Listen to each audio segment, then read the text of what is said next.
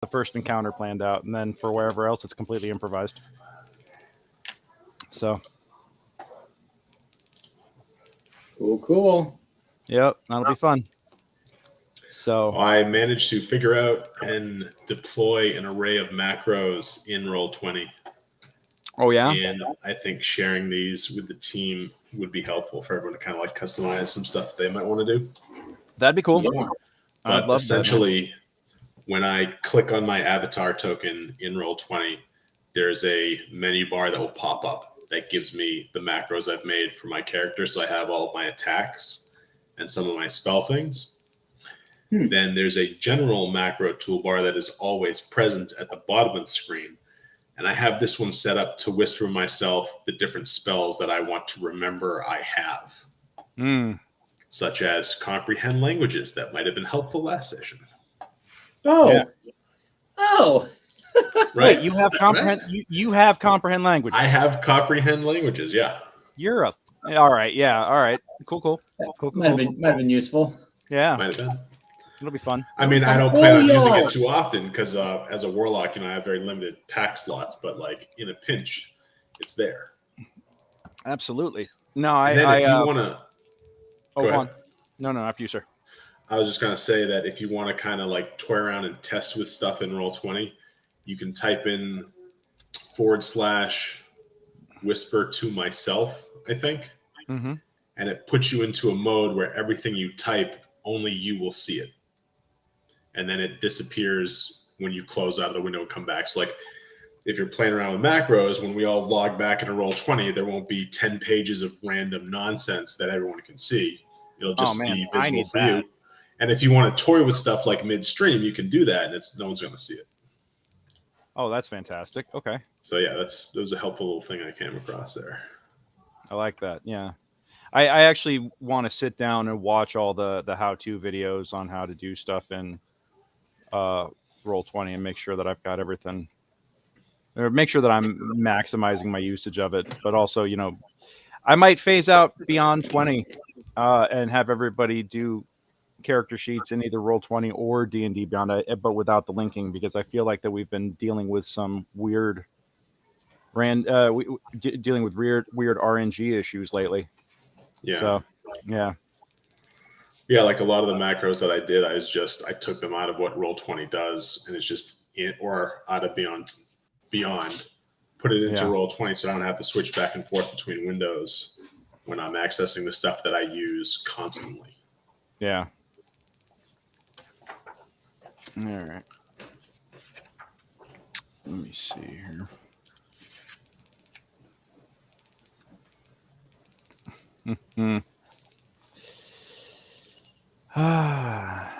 Anton was asking if there are scrolls for sale or whether yeah, old general shop, etc. Yeah. Hold on a second. Or at the Church of Helm, etc. Nate, are those new curtains in the background there? Nope. No? As always. I have a bunch of curtain rods I have to put up at some point. I need to we're gonna put in blinds over there so it doesn't get so crazy. And downstairs we're getting new curtains there. I got one layer of like sheer ones, so it's not, you can have light in, but everyone can't look inside your place. Yeah. We got a pair. We're going with sheer curtains on the outside like that, and then like just blackout curtains. Yep. On the inside.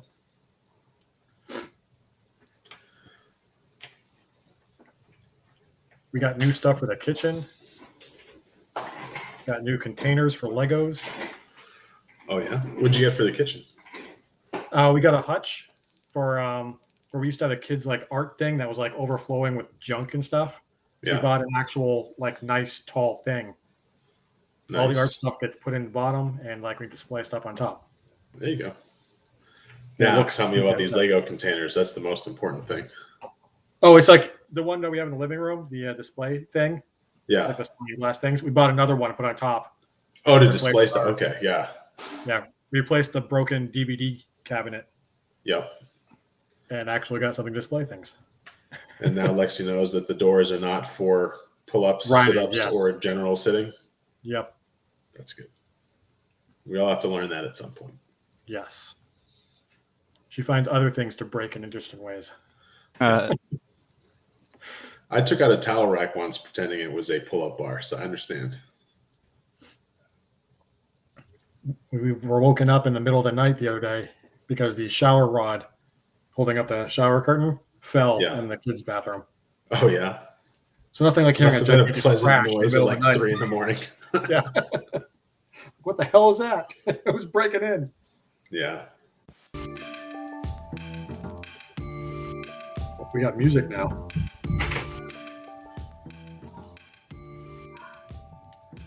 I have a 13-hour workday on Wednesday. oh man. Fun. 13-hour work. What's going on? I have 8 hours of regular work and then 4.5 hours of training afterwards. Oh Lord. For the same job? Is it the moderating thing? Yeah. Apparently it's getting, either I'm getting promoted or they're changing everything. Probably based on the emails I've sent to them of like, we have no guidance on, like it says bullying, so don't bully other members on the thing, on the app. But I was like, there's lots of bullying going on of people who are not part of the app. Do you want me to report that? Yeah. Like things like, I had like 3 the other day of a school bus of girls going to some sporting events ragging on transgender people. Oh, that's like, nice. I'm like, do I report this? Because this is clearly wrong. Yeah. Yeah. But being an asshole is okay. I mean, I can't ban you for being an asshole. Yeah. That hurts. What, I can't ban people for being assholes? Yeah, I mean, I get it on the one hand. On the other hand, it's like, like there should be consequences for being a complete dick, especially showing your full ass in public like that. Yeah, I mean, it's like, part of me is like, you know what? I'm going to let it go so everyone can see you say these things. Yeah, the other part is, I don't want everyone to see you say these things. So, well, I think at one point, kids especially need to realize that, the shit they put out on the internet stays there. I mean, just ask Joe Rogan right now, right? Yep. What was that compilation that India Ari put out about him using the compilation of all the times he's used the N-word on his podcast? Yeah, and then I heard his apology today, non-apology of like, there's various contexts of things. Like, I could acknowledge that like 1 or 2 times, but like, dude, that's 10 not over the years. But not our 70, work, man. you've hit. Yeah. I just, anyway, I have so many thoughts and I just try not to pay attention to this crap anymore because all it is doing is just eating away at my happiness. So, I posted earlier on Facebook basically like I'm not going to be reachable on social media much anymore just because of mental health, Like, I just don't want to be on there right now. I don't need to be on there. I mean, I want to promote this and I want to do, like fun stuff. I actually have a booking with a group tomorrow morning at 9:30 a.m. our time, LA time, but they're in Sweden. So, and it's a couple of Swedish players, including a Swedish Twitch streamer who normally streams GTA online, and she's trying her hand at D&D. I actually did a character creation session with her today. And then it's her and a couple of other people from Sweden, and then part of the Norwegian contingent that's been playing Barrowmaze off and on since before we made it all open and official and stuff. Nice. So that's the kind of stuff I like focusing on right now. So Tell him I said hedge. I shall, sir. I shall. That's not something I'm going to have to apologize for saying on Twitter or anything. It means hello. Okay, just check. if I said, "Hey, my buddy says hedge," they'll be like, I wouldn't do that to you. What's the email for your manager, Greg? Damn it. What did you just say? Yeah, right? What did you just call me? So, yeah. Oh, boy. That's about all I know in Swedish, so...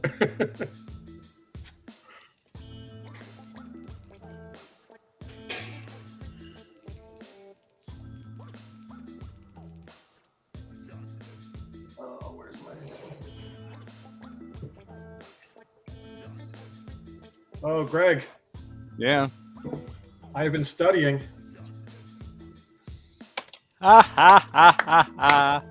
Actually, the one that you should get is the partner companion. This is the player's version, player tactics. Oh, is it? Okay. Yeah. And now I got this like 2 years ago, so God, I've already read most of it. I love it. I love the blog too. Like, it's just it's so great for quick reference. I sat and read up all about tonight's creature encounter. So anybody tries to pull a fast one on me, I got you. I'm just saying. But tomorrow I'm running my new Barrowmaze intro adventure for the Swedish contingent. I'm very excited for it. This is the I got the plot hook off of Twitter. Somebody posted that oh, Lauren. Hey, darling. Somebody posted a plot hook of a wizard's wizard has a storage shed. He doesn't remember what's in it, but he needs it cleaned out and will hire people to do it. So I've set it up so it's like you're cleaning out the TARDIS. Because you get in there and it is much bigger on the inside.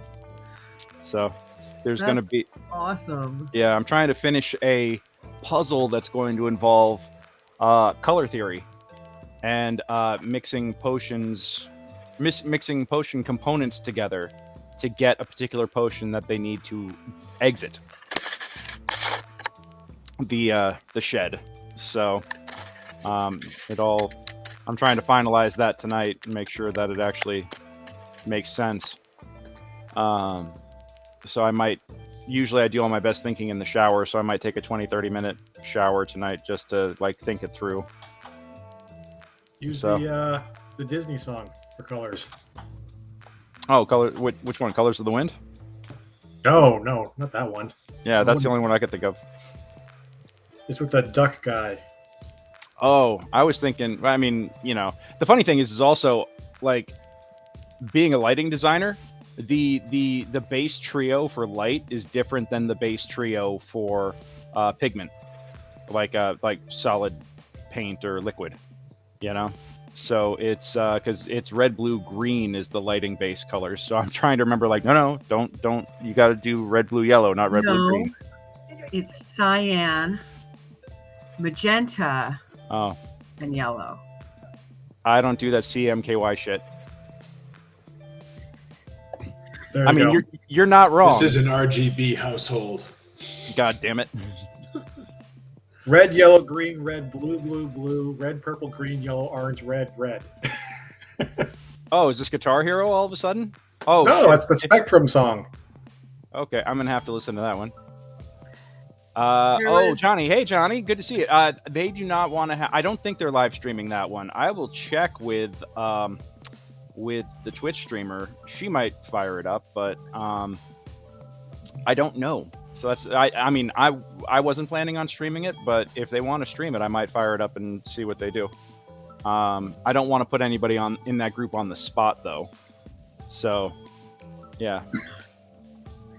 When I was doing Summer Stock, North Carolina, it was a Daniel Boone play, and they had a gel called Purple Passion that they used in this particular speech. They always use this gel every year for this speech, and they called it the Purple Passion speech.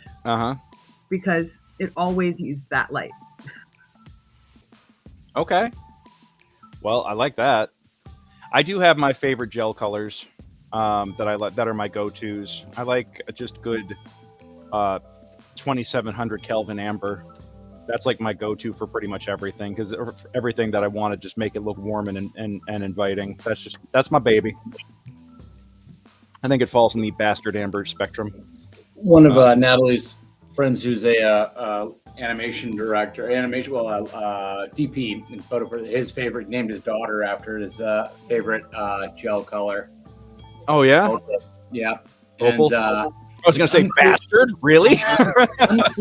unclear whether or not his wife is aware of that. Did not know before. Oh, okay. There, yeah. The reveal of that was after the baby was named. Yeah. Oh no. I would pay to be a fly on the wall for that conversation. Oh man. Okay. Yeah. Opal's a Okay. beautiful name, but then Oh, be like, absolutely. But to be like, but for her to know that she was named after a freaking yeah. lighting gel, you know. Oh man, that's what, hilarious. honey? You see, it's my favorite. Now every This time was my favorite. It could be worse if you'd been like, surprise, I named her after my ex, like they do in like Jumanji. Oh, It's boy. like, oh, I named my daughter after you when I met you when you were a teenager and I was a teenager and now I'm in the future. And you're like, this is really awkward. Yeah. Hold on 1 second. I got to move the laundry over to the dryer real quick. But I'll be right back. I'll be back in I 2 think minutes and 10 seconds. I think that's got to be one of those things that like douchey writers think like, oh yeah, that happens to everybody all the time, where you just name one of your kids after the one that got away, and everybody's like, no, nobody does that. That's just you weirdo. Please stop normalizing that.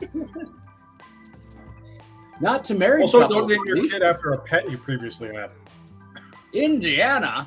Yeah, if I named my dog, or if I named my child Layla, I'd be like, okay, that makes sense. That was the name of my dog growing up. Like, I think that my wife would be like, yeah, that's fine. But if I was like, hey, you know what we should name our kid? Louisa, she would be like, get out of my house. I mean, Bindi is named after Steve Irwin's dog. I mean, Steve, so he did name his Bindi Sue. The dog was named Indiana. Yeah. I love that dog. That movie has so many cool Holds up. Just Howdy. Love to see all the faces. Where's Anton? Anton's just gonna be a couple minutes late. He has his SCA house meeting. Unacceptable. You want to get a couple of napkins? I do mind. Okay. All right, back now. Oh, all right.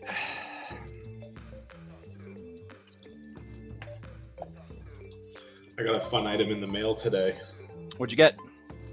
See if I can lift this up without breaking it. No, that'd be bad. Don't break it.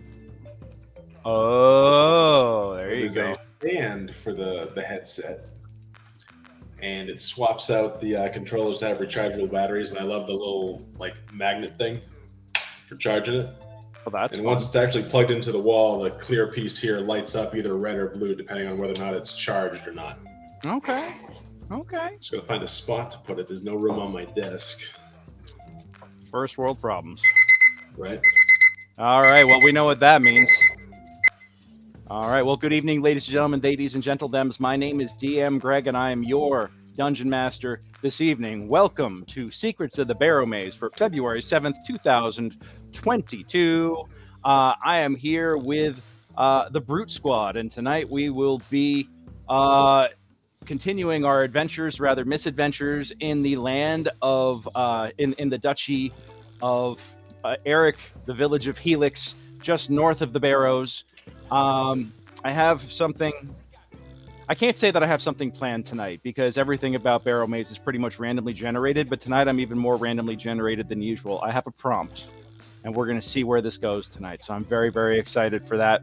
But tonight is going to be a truly adventurer, participant-driven adventure. So if it completely sucks, it's their fault. No, I'm kidding. I'm just saying. Anyhow, yes, so I am a professional dungeon master with Mastermind Adventures. You can check us out at mastermindadventures.com. The company, I should say, the company is a group of professional dungeon masters. You can hire us to run games for you. Many of my fellow DMs have ongoing campaigns. Sometimes they have seats open up, and you can jump into an ongoing campaign where you could book them to start your own and have a regular session. I don't do that. I run Secrets of the Barrowmaze, a West Marches style mega dungeon campaign. We have about a dozen people on the Discord so far. I'm looking to get about 50 people, ideally, is what I want, active on the Discord, comparing notes, and then mixing and matching and scheduling adventure times with me whenever we're all free to play. This is not a regular weekly session. Well, this right here, Monday nights on the stream, is a weekly session. But you could book me pretty much anytime to play as long as I've got the availability. Oh, Johnny, right out the gate. You're inspiring everyone right out the gate. All right. That is a stream-only thing. I'm just going to put that out there. Can't argue with that logic. Yeah, absolutely. So Johnny Spelta in the chat, y'all, giving inspiration to the party. So great way to start the night out. I will be sure to burn through those as quickly as possible because I've got a group of 1, 2, 3, 4, 5, 6, and then Anton will be 7. Anton will be here momentarily. Yeah. Don't worry, Mikey. Miggy's coming. Miggy's coming. All right, Miggy's coming. Sharpening his crayons. All right. So sharpening his crayons. Jesus. Okay.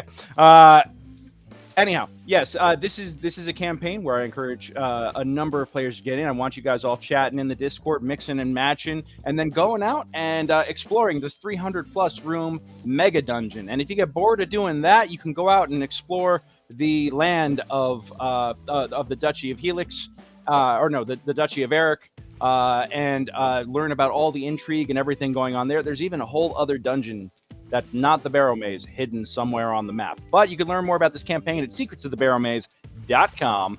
And then you can go over to Mastermind Adventures and sign up to join. Swear to God, I'm going to get around to getting the sign-up form on secretsofthebarrowmaze.com tonight when we're done here. But I am so excited to be running this. I'm so excited to have people playing it. So tonight, here we go. We're going to jump on in. Let's go ahead and get into introductions because I think you've all heard enough of me yapping at this point. Let's go ahead and start it with Tony and Vicki. Hey! Hey! Howdy. Party is here and has begun. Yeah, tell them a little about yourself, Vicki, Hello. I am cousin Vicki. I am, I believe for now, the only female of the Tortletonis. Well, Tortle. We got Junie. Oh, of course. Yeah, but only female Tortle. Tortles. But I am a female fighter. I finally got to level 3, and we'll see what my fun extra skills are going to be. And my regular human. You're a real knight. You're a real knight. Greg said you could be one. Yeah. Yeah. Right, Greggy? Oh, I thought you told me that she had already selected this, and I didn't have a choice in the matter. I think that was your exact word. Yeah, that's right. That's how we told Tony's role. I can give consent to this. I do not consent. Okay, so no, go for it. It's fine. Yeah, we'll work it out. So I'm officially a rune knight, which is very exciting. So I think that'll come in handy tonight. I've been putting in some damage with my longbow, and I will continue. Yeah, now you got fancy heavy crossbow. Mm-hmm. Yeah. So we'll break in some weapons tonight. And howdy. I'm Paul Masterson, but when I'm a Tortletoni, I am Anthony, aka Tony the Tool Boy, Tortletoni. I play a level 3 artificer. I've got all sorts of fun stuff. I've got my little homunculus. What's that? Homunculus. Yeah, my homunculus, Tiny Tony. He's like me, only small, and he can fly. Yeah, he's a homunculus servant, but for an artificer, and man, he knows how to drop bodies like nobody's business. I tell you, yeah, I also break out my different types of cannons to heal my buddies and do some damage. Yeah, but yeah, that's with some of the Tortletonis. When Tony says "say hello to my little friend," he really means it. So yeah. Alrighty. Well, that's 2 of our beloved Tortletonis. Let's go ahead and bring it over to Frankie. Hey there. Hey, I am Seth Thygesen, and I play Franco Tortletoni. And let me tell you right now, my friends and my family, they call me Frankie. And the people who don't want to say it to my face call me a barbarian. And if you do say that to my face, you're going to find out why they call me a barbarian. You understand? Now, normally I'm out there working on the docks, and when I'm not, I'm out here with you guys. You guys, yeah. I love it. Good to have you tonight, Frankie. Thank you for joining us. Good to be here. Lauren, how you doing tonight, darling? Hello. I'm Lauren. I play June O'Malley, the half-elf sorcerer. And I'm currently deciding if I want to multi-class at some point. But interesting. I haven't decided yet. Okay. You want to go coffee lock on me? Huh? You want to go coffee lock on me? Is that what's going to happen here? Are you going to go coffee lock? I think I think I'm just gonna I'm going to I don't know here's my thing about multi-classing in general. I really like the levels of whatever class I'm already doing. Okay. Well, I mean, honestly, you're a sorcerer, so you're actually, like that's a pretty good setup, especially once you get used to doing the meta magics and stuff. Yeah. So I mean, like, I don't know. A lot of people hate on Sork, but I really dig it. So I like it. So I say keep going and doing what you want to do, but there are plenty of broken combinations out there. If something comes up, we'll see. All right. Speaking of broken combinations, how you doing, Matt? Hey, I'm doing good. Matt LePage. I'm playing Casan Jonar, a now Hexblade Warlock, multi-class with a fighter. And I'm just enjoying following these giant turtles around. I'd never seen a turtle before.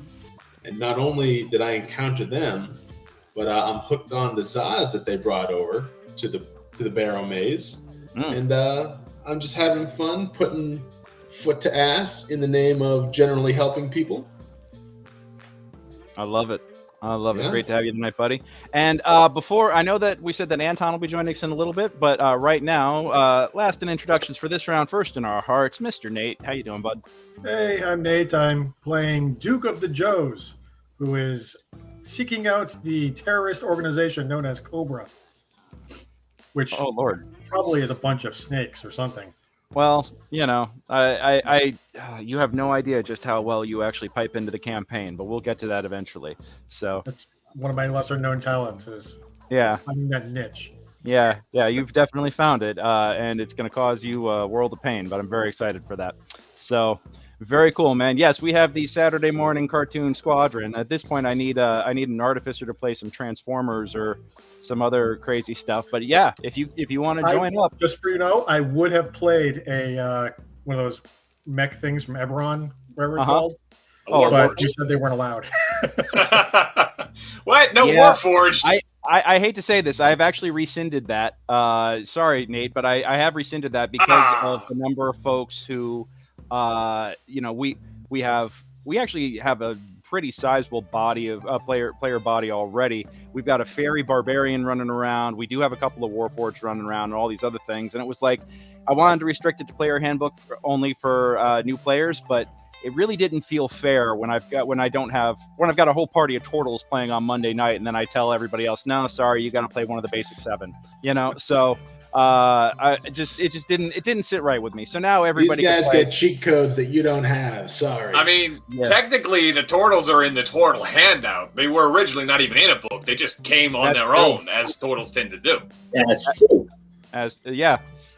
So I thought that it would be unfair to deny people, so I've reversed that.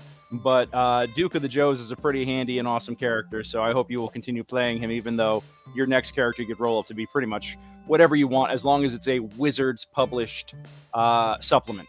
So that is the requirement. No homebrew, no third party stuff. Wizards published. R.I.P. Kobold Press. Yeah, no Acquisitions Incorporated thing down here. So I mean, I do have that one too. I should have thought twice about that. Okay. Anyhow, but hey, you know what? You want to start up a chapter of Ack Inc. Like a corporate subdivision of it here in Helix. I'm sure it'll go over real well. Suddenly there'll be an adventurers union to go with the trade association. We could have a whole labor versus management plot line. I mean, this could get like intriguing, and by intriguing I mean it's the tax form. Hey! I work down at the docks, and I'll tell you right now, you want to get into a labor dispute, I'll get you started right away. Exactly, it'll be all about labor disputes, and just like how I had the brutes pay their taxes at one time, and I still never hear the end of that. But when we get back to Brutes in the Shackled City, I promise that the tax plot line is going somewhere soon. Well, not that I want to disrupt anything more than it already has, but since we were talking about G.I. Joes and Transformers, Renegade Studios has released Essence 20, which will have a G.I. Joe core rulebook, a Transformers core rulebook, and a Power Rangers core rulebook, which is currently out right now. Oh yeah, I've seen that one. 3 of them are compatible with each other. Oh shit. With the new dragon thing, are we able to play dragons? Are we able to be dragons now? Hey, Fizzbin! Hey! Don't make me regret I'm just saying. Greg's already regretting several choices that have It's been. like he's like, I hey, mean, you know, I if will I kill want your somebody to characters, but now it's like, okay, no, cool, I mean, here's a dragon. here's the thing. I don't wind up regretting things for long. I will just drop a house on you and then have you roll up something that doesn't offend me so much. That's all, you know? So that's, I mean, it works like that. Anyhow. A dragon-sized house. Yeah, exactly. Yeah, so that's it for introductions. Yeah, love that, Johnny. I definitely, you know, I could use a tax accountant. That's a whole nother story. That's my big search outside of DMing for hire right now, is searching for a good accountant for my business. So good times. Adulting sucks so hard, which is why I'm so glad to have this on Monday nights. And thank you all for being here to participate and, you know, make me feel like a kid again, or a god as I do terrible things to you. So here, my entire outline for the adventure is plotted on this card tonight.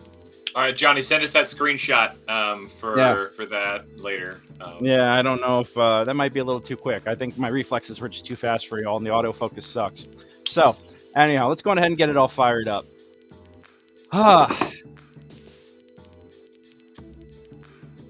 Today's a day off. You guys have been out delving in the barrows, working on your map making for a while now. You've had a couple of close calls. Matter of fact, Miguelle in particular has been sitting at the Church of St. Yig, his denomination. He's been spending more and more time over there, mostly nursing wounds of the mental variety. He's, you know, there have been a number of times where he has nearly died going on adventures with you guys, and I think it's starting to get to him a little bit. You get that sense and that feeling that it's been weighing on him more and more. He's questioning his confidence, so he's been spending more and more time with the priests over there, while you all continue with your drinking and cavorting. And I'll surprise Anton with that little fact when he logs on. So,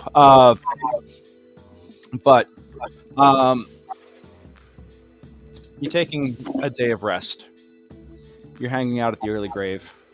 Bolo is behind the bar, his bald head gleaming in the torchlight, or the candelabra light inside the tavern. Even though it's a bright day out, there are enough shadowy corners that, yeah, they do have to have some sort of lighting in there. It's not too empty. It's mostly other degenerates and criminals and of the folks of ill repute that wind up coming to a backwater village like Helix. Some of them are drinking their sorrows away. Some have come here to, you know, find themselves a new life, a new beginning, and some have run away to the forgotten corners of the world to you know, escape whatever it was that they left behind, and they haven't quite figured themselves out yet. So you guys are here day drinking on a Tuesday with these folks, and of course Eckart, the 6 foot tall barmaid with the long red hair, curled, but this time actually done up in long braids that go over her ample chest, that spill over her ample bosom. She comes bearing zaz and puts them down on the table, made in the early graves peat ovens. The peat zaz, delivered exactly, cooked to perfection and exactly as requested.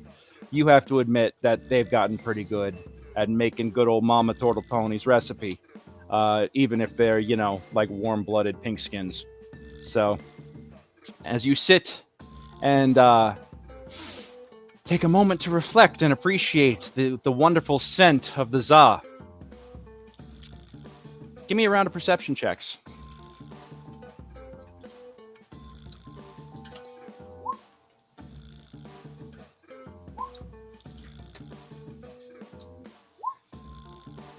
Hey, I'm finally paying attention to something. Hey, Frankie! Oh my God, Frankie! You finally, as you are sitting there, and you take that moment to reflect, you take that deep inhale, and you just kind of stare dreamily out the window as you appreciate the scent of that warm dough with the cheese and the oil and the crushed tomatoes and what are your favorite toppings? What do you guys want on your zaz as you're having them? I'm having some of the extra. Yeah, pineapple. A little bit of crispy crocodile. Yeah, A little with some of the extra butter and garlic. crocodile Yeah. bacon. I was just gonna say crocodile bacon. Vicky knows what's up. Crocodile bacon. Well, you guys definitely provided enough crocodile meat for bacon for a while. And you can you actually saw him you saw Bolo. Why am I blanking all of a sudden? You saw Bolo take the slaughtered carcasses and take that crocodile bacon, that crocodile belly, and put it in a chest. No ice. He just put it in a chest and stuck it in the back, and he said, "Don't worry, it'll keep." You know, and it's kind of Dry weird. aging, I see. Yeah. He just nods and smiles and says something like that, you know, and winks. But I'll tell you, you gave him that crocodile carcass a week ago, and you think that meat would be going pretty bad if it's not refrigerated, but it tastes just like fresh off the, you know, like cutting a slab of it fresh off and throwing it in a griddle. Just so perfect. Makes you wonder what his secret is. But then again, Bolo kind of smiles, and you could tell Got a that magic behind box. that, you could tell that Bolo is a man of many secrets, even if he doesn't try to appear to be so. But this is not what you're observing in this moment. No, instead, Frankie, as you sit and stare dreamily out the window, you see a flash of darkness go across the ground, as if the sun was blocked out for a moment. I'm trying to kind of like lean my head to like look up into the sky, like up through the window. You're not going to be able to do it unless you go outside. Anybody see that? Duke did, Yeah, I don't know what that was. and Junie. What I'm you seeing guys this seeing? delicious za, Frankie. What are you talking about? Something big? I don't know. It seemed kind of like a flash, right? Like a flash of darkness, like there was some kind of shadow passing past the sun or something. And that means something's got to be in the sky, right? But I can't get my head in the. I gotta go outside. Hold on a second. Don't eat all that sauce. No, outside looking to see if I can look up in the sky. All right, I'm gonna pick up a slice, a nice big foldable slice, and I'm gonna take it outside. All right, and you're gonna fold it. All right, you got to fold it right. You got to fold it just right and make sure that it don't go dripping everywhere. You know? Oh yeah. So you go out. It's not the first time doing this, of course. I gotta check. But yeah, you go outside and you're stuffing your face with a nice, perfectly folded za. Perfect form. You and Duke and Junie, do you go out with them? Yep. All right. Three of you go out as the other three sit there and start digging in, helping themselves. Give another perception check real quick.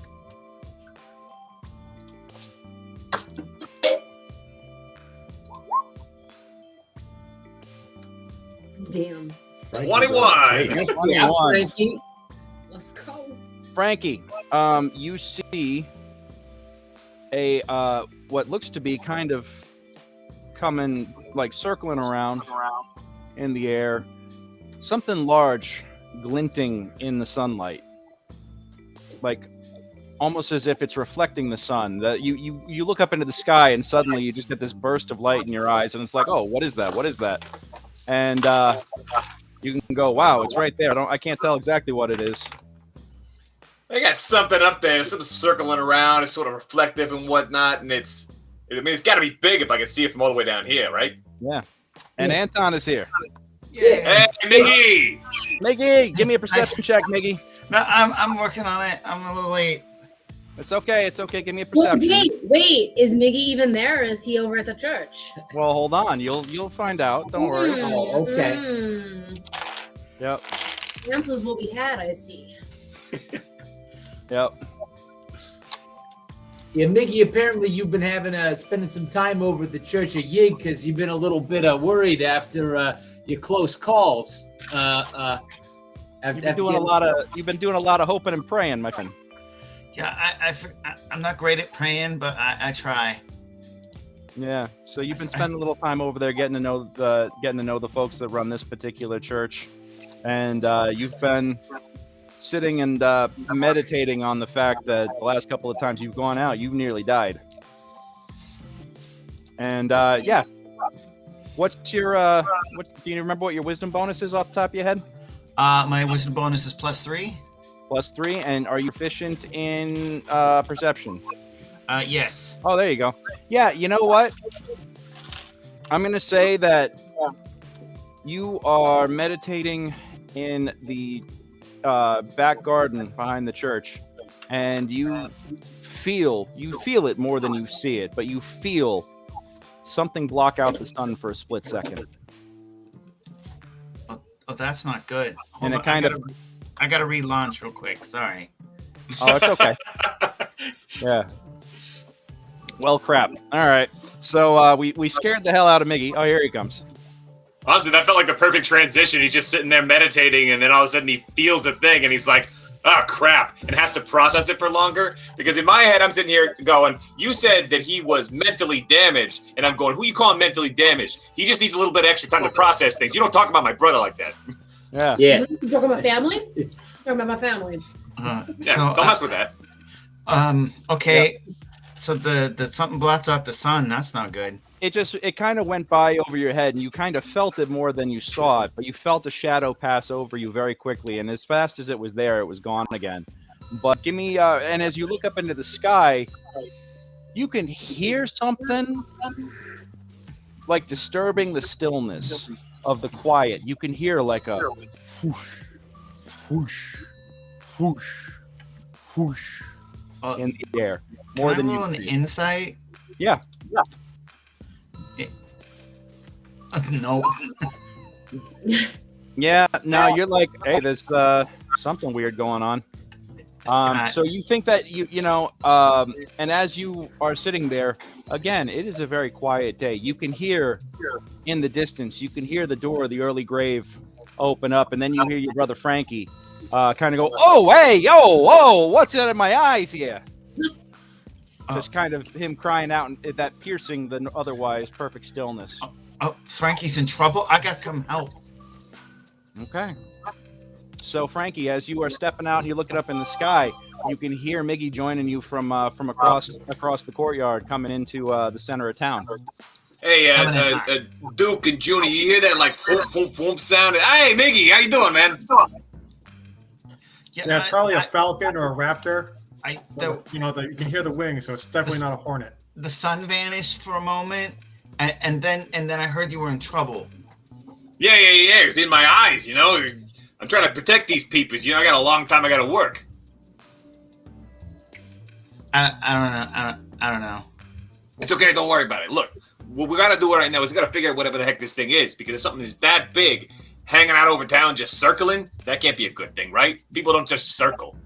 Things don't just circle. They're trying to like grab something, right? Like a vulture circles and it tries to grab a carcass, or you get like an eagle circles and it goes and tackles something, or maybe like an owl circles and it gets like a squirrel or whatnot.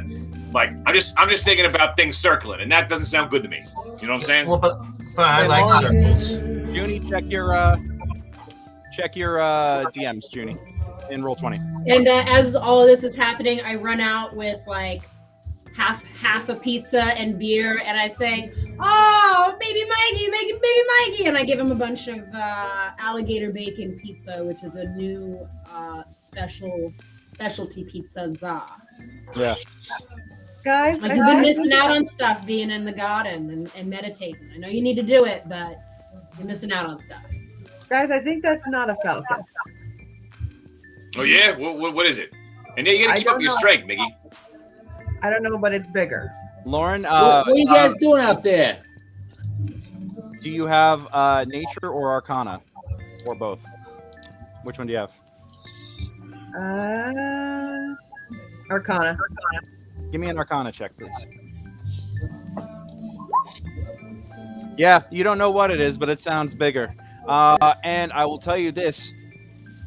The sun blocks out again for a flash, and you hear that boom, boom, boom, and that metallic glint.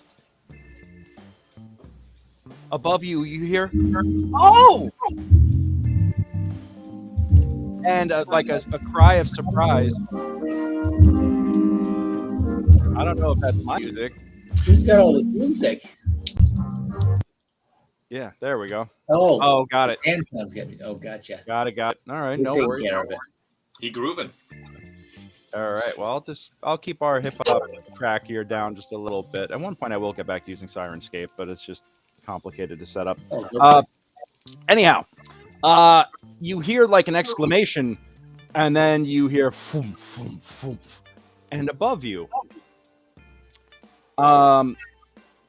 you feel the dirt kick up as a rather large creature lands down in front of you.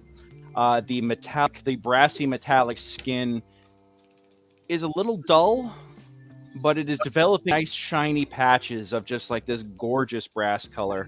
And this gigantic winged quadrupedal lizard Dragon? lands in the center of the courtyard and beholds you. And it first reaches out with, or it first speaks out with a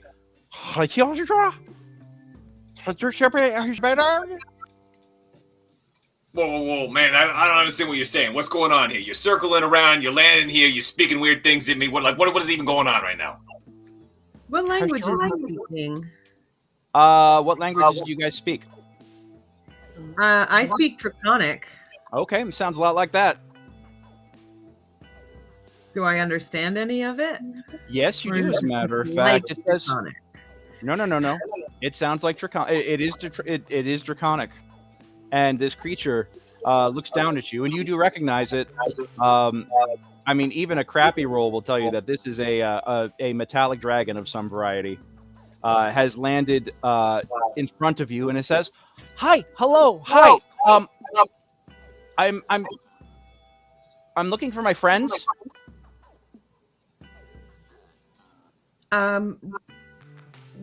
What do your friends look like? Are they dragons too?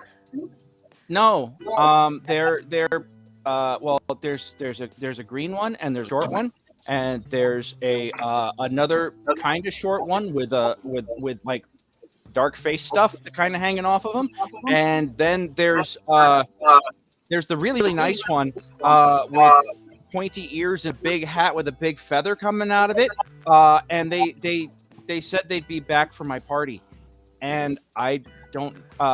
They didn't come back. To just inwardly cry. I'm gonna go wandering out there with my piece of pizza, and I guess I see this. Yeah. So I see Junie talking to a big old bronze-colored dragon. Yeah, this thing's about 10 feet tall and about a big ass wingspan. I mean, this thing is large, about like elephant size. Let's put it that way. All right. Oh wow! Look at this guy. This guy's beautiful. Casan's gonna walk out there at that prompt. What's going on, Tony? We get. I guess Junie's talking to a dragon. I don't know if I've actually seen a dragon before. I mean, I've read about them, but like. Well, no. What about that dragon turtle we saw? That counts. Oh, that's true. That's true. But like, this is a. What's he saying? What's he saying, Junie? Well, he's looking for his friends. What's your name, dragon? My name is Barnaby. And where did you last see them? Well, they found me in the desert, and give me a nature check real quick. Okay. You can give me a nature. Nobody else can right now until you start choosing to share this information. Oh yeah, you don't. You have no idea where there is a desert around here, but wherever it is, it's a long desert? Yeah. They were my best friends, and they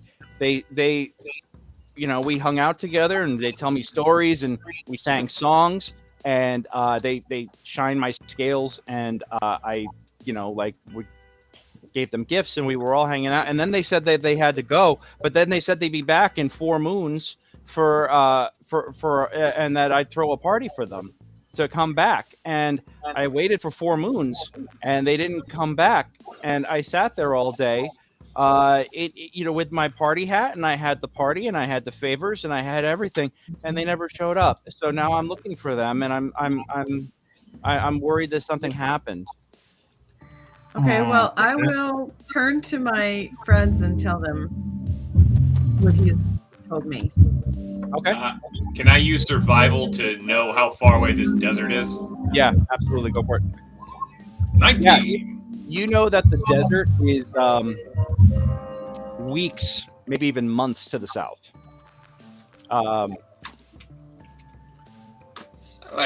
This guy's a long way from home, huh?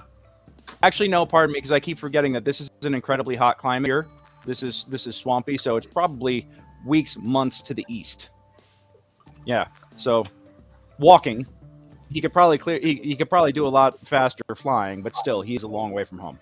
He's a long way from home, huh? I mean, like, what is it? Like, that's got to be months away to the east, right? Nobody's going out to the desert anytime soon. Yeah. Hey, Barnaby, you understand Common? Do you speak Common? He kind of looks at you like, and he slowly says, yes, hello. Is this how you're talking right now? Yeah. You sound kind of funny for Common. Oh, it's just where we're from. It's you sound a little funny too. It's a lot of different ways to talk Common. Oh. How do you speak Common? How I'm speaking, it's this guy. I use my mouth. Yeah, I use my mouth. That's how we talk. Oh, he looks at Miggy and is like, oh. Yeah, this guy over here going. I'm so sorry to hear about your. Say we talk funny. What's that about? No, I'm guys. so sorry to hear about your birthday. That happened with me with my 6th birthday. Frankie told me where we were gonna have the party, and I went there, but I went to the wrong place. At least that's what he said. See, I said to go to the Four Seasons, and you went to Four Seasons landscaping. That is all on you. You gotta let that.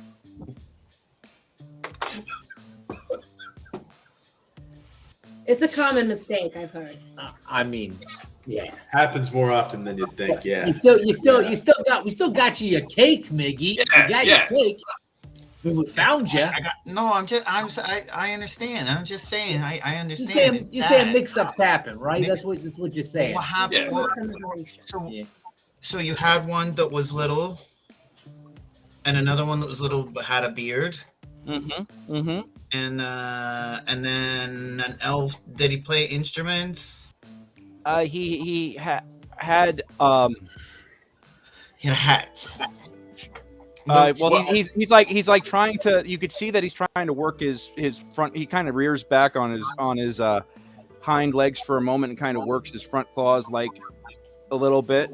And it's, you get the impression that this dragon is very young. Yeah. And let me ask you a question. These guys, do you know their names? Well, yeah. There was Ulag, and he was the green one. Green, the color green. Yes. Like me. Like us? Yeah. Yes. Like you, but big tooth. Big tooth. Oh, like an orc. I guess so. Maybe half orc. Maybe, yeah. And then short one with beard. I think they call it a beard. I'm sorry, I'm still learning your It's okay. your language, and he turns to Junie and just starts talking Draconic. It's so much easier for me to talk like this. Can I just give you the descriptions and you give it to them? I mean, without just firing out this like guttural like Yes, of course. And at one point belches a little flame for emphasis. But basically, you get the impression that he was dealing with either some sort of gnome or halfling arcanist, a dwarven cleric, and perhaps a half orc or orc barbarian or other sort of warrior, and the Oh yes, and the elven bard.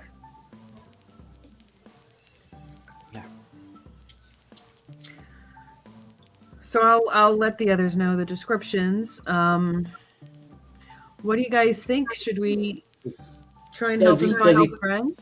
Does he think they're supposed to be around here? What? Where? Why did he? I mean, Frankie said, the desert's a long way away. What brought him over here? Yeah, what made you come this way? I was looking for my friends, and they're my friends. They wouldn't just abandon me, But I waited, and now I don't know. I mean, if they didn't come back, it had to be for a good reason, and that good reason had to be that they were in trouble. And if they were in trouble, I'm going to rescue them.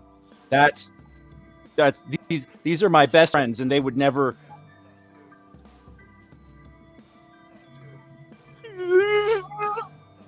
Is he crying? What's he doing? I pet the dragon. Yeah, I'm gonna pat him on his snout. What's happening? You want? I'm standing with Frankie like. He's okay. Yeah, he starts. He's clearly very upset, and you're not quite sure about whether it's that if something befell his friends, or maybe just the idea that he got abandoned. Like, there's a lot of pent up emotion happening here. I think he's worried about his friends, guys. Well, do you think it's supposed to be like a guy who's got all sorts of magical, mumbo jumbo stuff here in town? Would like, can some of those magic people figure out where somebody is if they know their name or stuff, or I mean, you mean something give me a round of Arcana checks. Locator. I mean, does Barnaby think that they're around here, June? Is that why he came out this way? I mean, that's a large search radius if he's just kind of haphazardly searching. Why am I crit failing these Arcana checks? I'm going to walk away, just really abruptly. Go back inside. Mm-hmm. At this point, you see Bolo standing at the front door, on the inside. Give me a quick perception check. Frankie. Yeah, you notice, you look up and you could see that his hammer is no longer, it's not visible right now, but it is no longer hanging above the bar. His giant two-handed war maul. Yeah, I don't know what you're doing right now. Don't worry about it. Listen, I need a keg. You need what? I need a keg. I need a keg, right now. Okay, what? You want to buy the thing a drink? Yeah, no, I want to buy the thing a drink that is proportionate to its size or whatnot. I need a keg right now because that seems about mug size to one such as this brass dragon. Okay. All right. Well, 8 gold. Oh yeah. Whatever. Just I'll get you.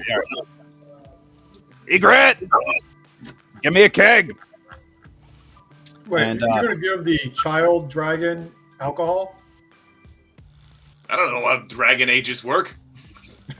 How old are you, Barnaby?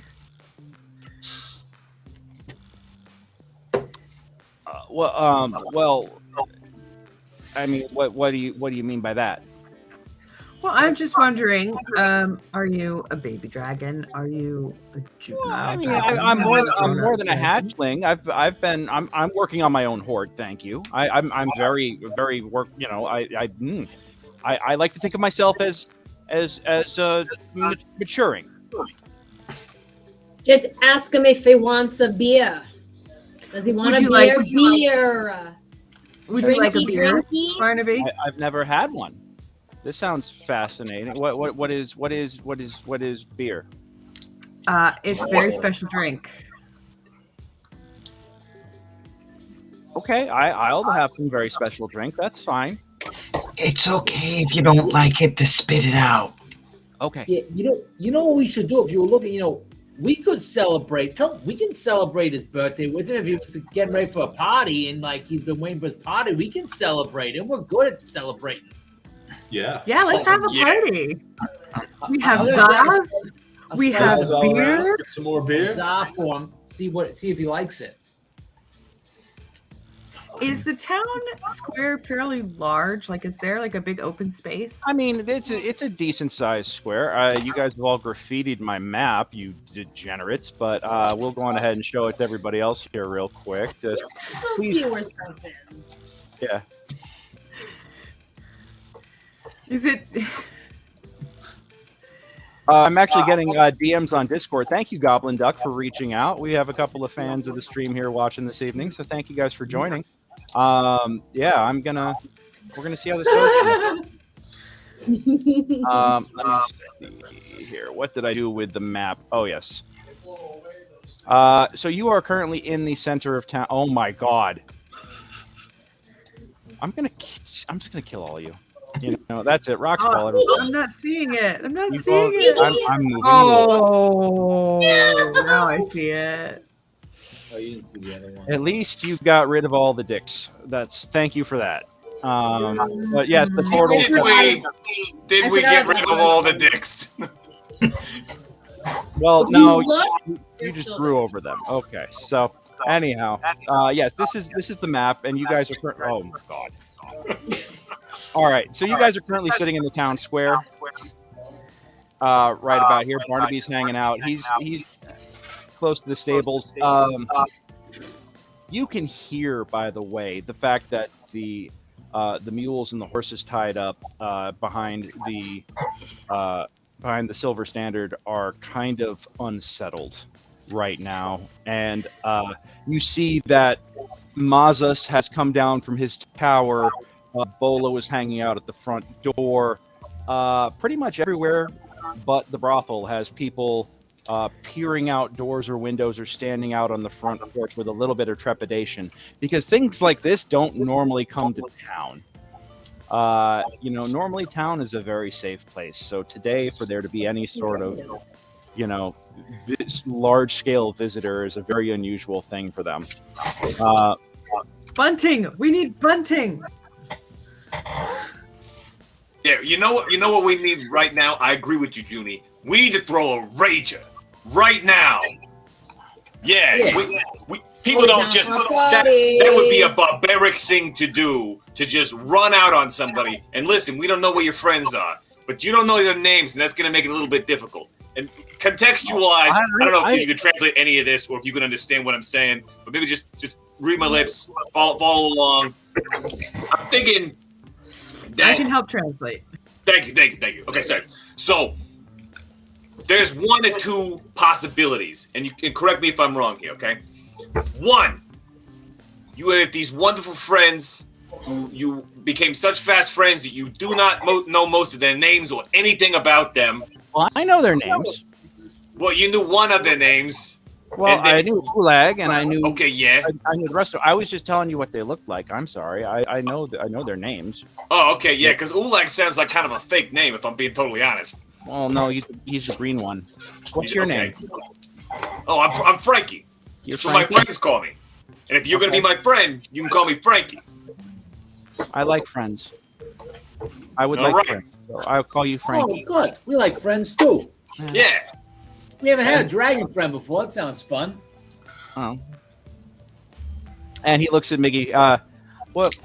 What's your name? I'm Miguelle, but everyone calls me Miggy. Can I call you Miggy? I mean, if you want. I mean, everyone else does. I'd like that. Well, thank you. Yeah. So I'm Barnaby. No, Johnny, I did not ping the tip of that tower. I did not do that. Because if he did, he would have put more colorful veins on it.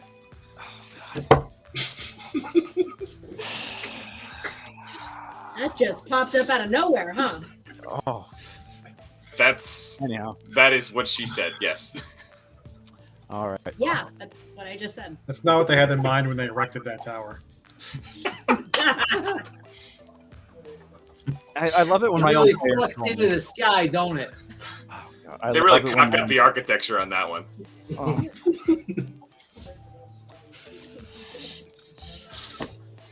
God, give me strength. All right. Okay. So I understand, Greg. You're just trying to get ahead of all this.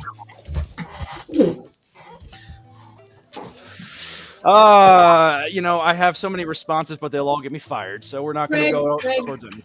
Don't take it too hard. Hey, where's is Jack the musician? Is Jack the musician working today, or is Jack off? Is Jack on? All right. And now you did it to the other tower. I can't use this map anymore, guys. All right, I'm gonna be deleting. Enjoy it tonight, and I'm deleting it tomorrow. So, all right. Yeah. Barnaby kind of gives you like a. Barnaby kind of looks at you, and you get this feeling like that. You and Miggy, the two of you are kind of vibing. You know, like you guys are kind of on the same level here. You know. Nate, shame on you. All right.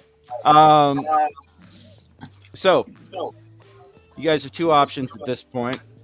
You guys could look for his party of adventurers, and gods only know where they could be, but you could look around and maybe, solicit some help to find them. Or you guys can work on throwing your own version of a party for him.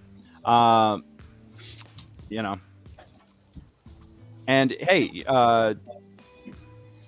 do you want to make it obvious that you're throwing him a party? Or do you guys want to try and give him something like a little surprise-ish? Oh, no.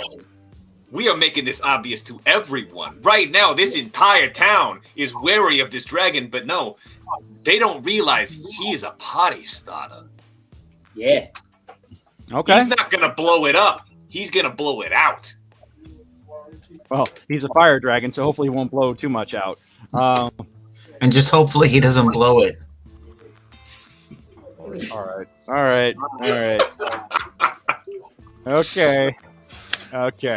So, well, so we got these people's names, right? I mean, if anybody would know if they've been rolling through town or not, it'd be the tavern keeping and such. I mean, why don't we just ask them, like, hey, does anybody? You seen these guys roll through here? Heard of anybody like that? Because I mean, like, if they ain't around. All right. Well, Eckart comes out with two big casks over her shoulders. She's just like swole and just brings them out. And Bolo's like, no, I said one. I said one. She's like, no, it's okay. We'll split the other one. It's okay. And she just she's like, see, I know me customers, mate. I know me customers. You got to let me do my thing here. So she comes out, she plants two of them down, and she says, one for my turtles and one for my shiny new friend here, I guess. His name is Barnaby. Barnaby. Yeah, we're going to throw him a party. Some friends of his, he lost some friends that he was getting ready for his birthday party, and they didn't come back. An orc or a half-orc named Ulag, then there was like a dwarf, it sounds like, and either like a halfling or a gnome, and it sounds like an elf with a big green hat and maybe a bard. Have you seen anybody like them roll through here? High or low? High. She's listening to the descriptions, and you could see her thinking for a second, and she thinks about it. She looks at Barnaby. She looks at you. She looks at Barnaby. And not taking her eyes off of him, she says, no, haven't heard of nobody looking like that. No, that's too bad. She was the one who would have known. Nope. 9 on the insight check. Okay. Okay, you're listening in closely too. Insight. Tonight is my night for rolls, I said, definitely jinxing every other roll after this. Woo! Finally, Jesus. Yeah, Junie. Hey, but this is subtlety, so it's probably like my 18 probably does not help. Tony, you're listening to her and you're like, oh, okay, yeah. But And then she puts everything down. She says, "Well, if you need anything else, I'll just be in the tavern."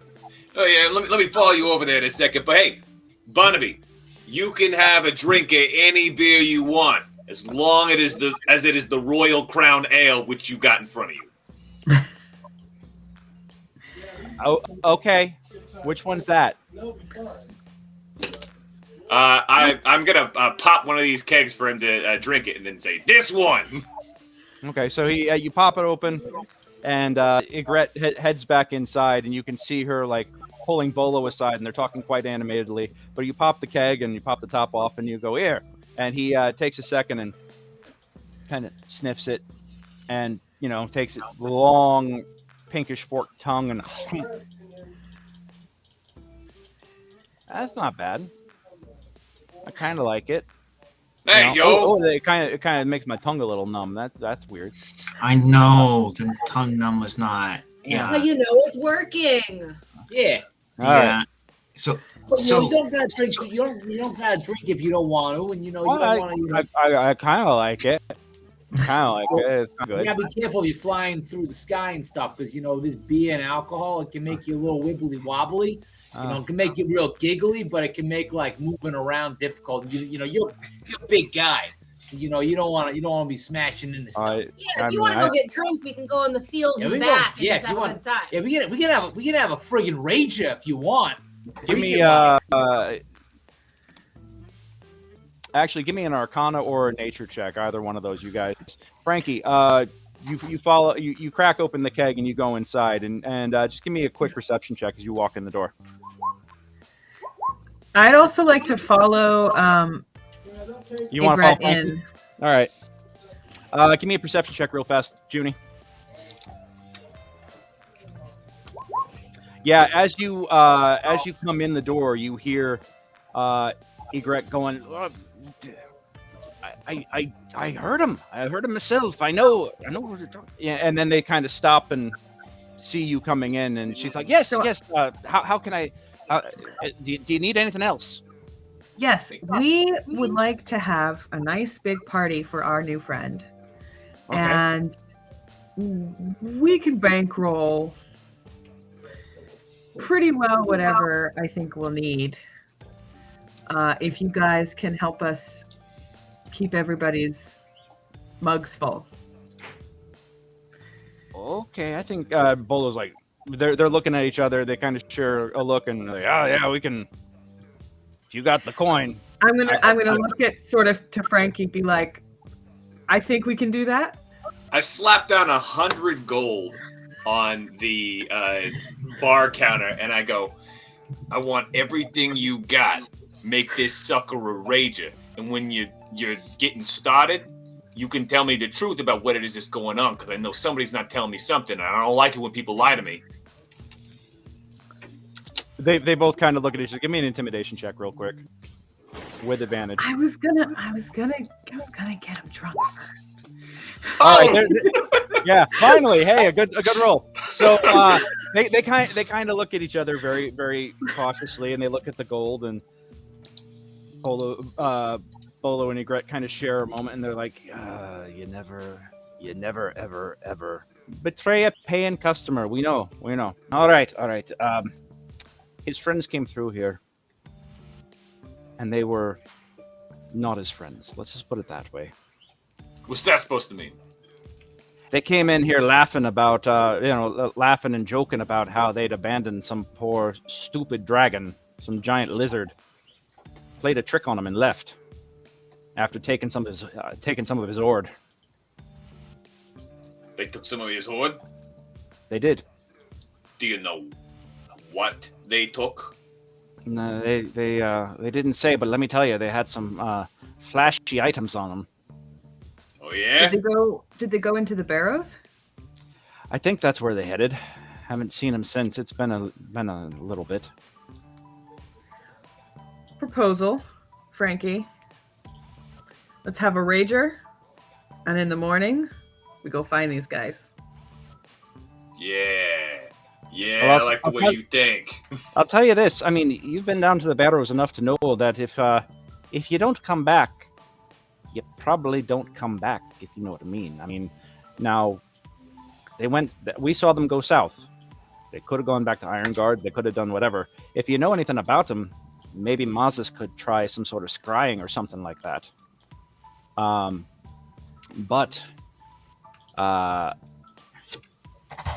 If you're going looking for anybody, you know that nobody goes living down there except for the undead. So Nobody spends the night. exactly.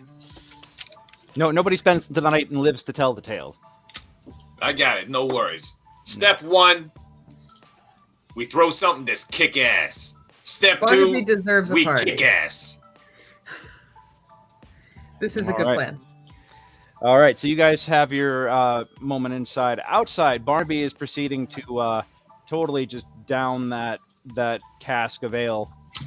He kind of like takes his mouth, kind of tips it back, and you could see it kind of splash all over his face as he pulls it back. But he gulps most of it down and drops the empty cask on the ground. And that's good. There you go. Yeah. Getting this thing started. Yeah. Is it true? Is it true that dragons live forever? Is it? Well, we live a long time. My uncle Gleamscale, he's old as old can be. He's gigantic. Is it true that you can fly around the sun? I think Bahamut can. You know Bahamut? God, Give me a that religion sounds check. really familiar. Yeah, give me a religion check. Yeah, I'm really bad at religion. You're a cleric. Okay. Well, that's right. The cracked shell. Well, you know that in the pantheon, Bahamut is actually a good dragon deity. You know that this is not any of the humanoid pantheons, but the dragons have their own pantheon, and that Bahamut is the king of the good dragons. He's a platinum dragon. So yeah, you know that. Yeah, he's like platinum and stuff. Yeah. Yeah. I'm mostly brass. I want to hear. I want to have. First off, I want to have more of that. So can I have the other? Any kind Yes. of other keg? Absolutely. Yeah. All right. Frankie said as long as it's the Crown Royal stuff that you can have it, and that's the same one. So go ahead. So he just immediately like swoops down, picks it up, and just pounds it back. Are all dragons like powerful wizards? I mean, not maybe. Like, Are you still learning? I mean, I'm still growing. I left my clutch when I was really young. My mother said I talked too much and I annoyed her. So she That happened to me. I got sent to the church because I came out of a cracked shell and I talked too much. Yeah, Yeah. I like you. I like you too, Barnaby. Oh. Well, But you didn't get sent to the church, but you come no, out of a cracked shell too? they told me that my mom told me that I had to go out, see the world, and learn all about it, and then I could come back and tell them everything that I had to learn, and that I was to go out and explore things. And so I went out to explore, and I met Ulag and Beavers and Lobis and Berman. Those are my friends that I'm telling you about. And then they told me stories, and I gave them gifts and stuff because they told me such good stories.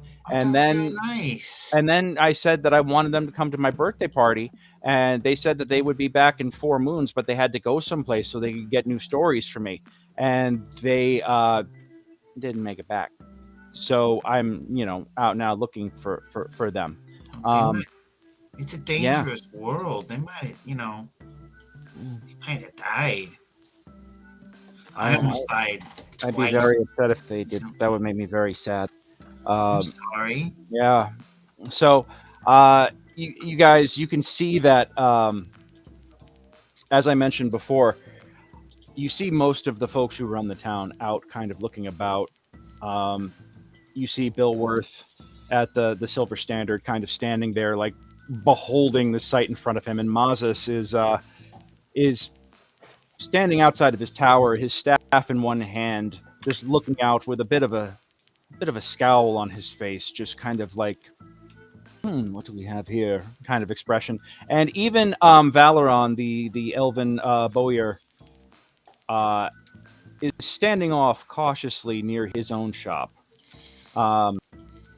Still, everyone is quietly assessing things, but they do have arms within arm's reach, and no one is letting their guard down yet. If we're gonna have a party, we should get a bard. We just find them with the bard. Yeah. That drunk bard.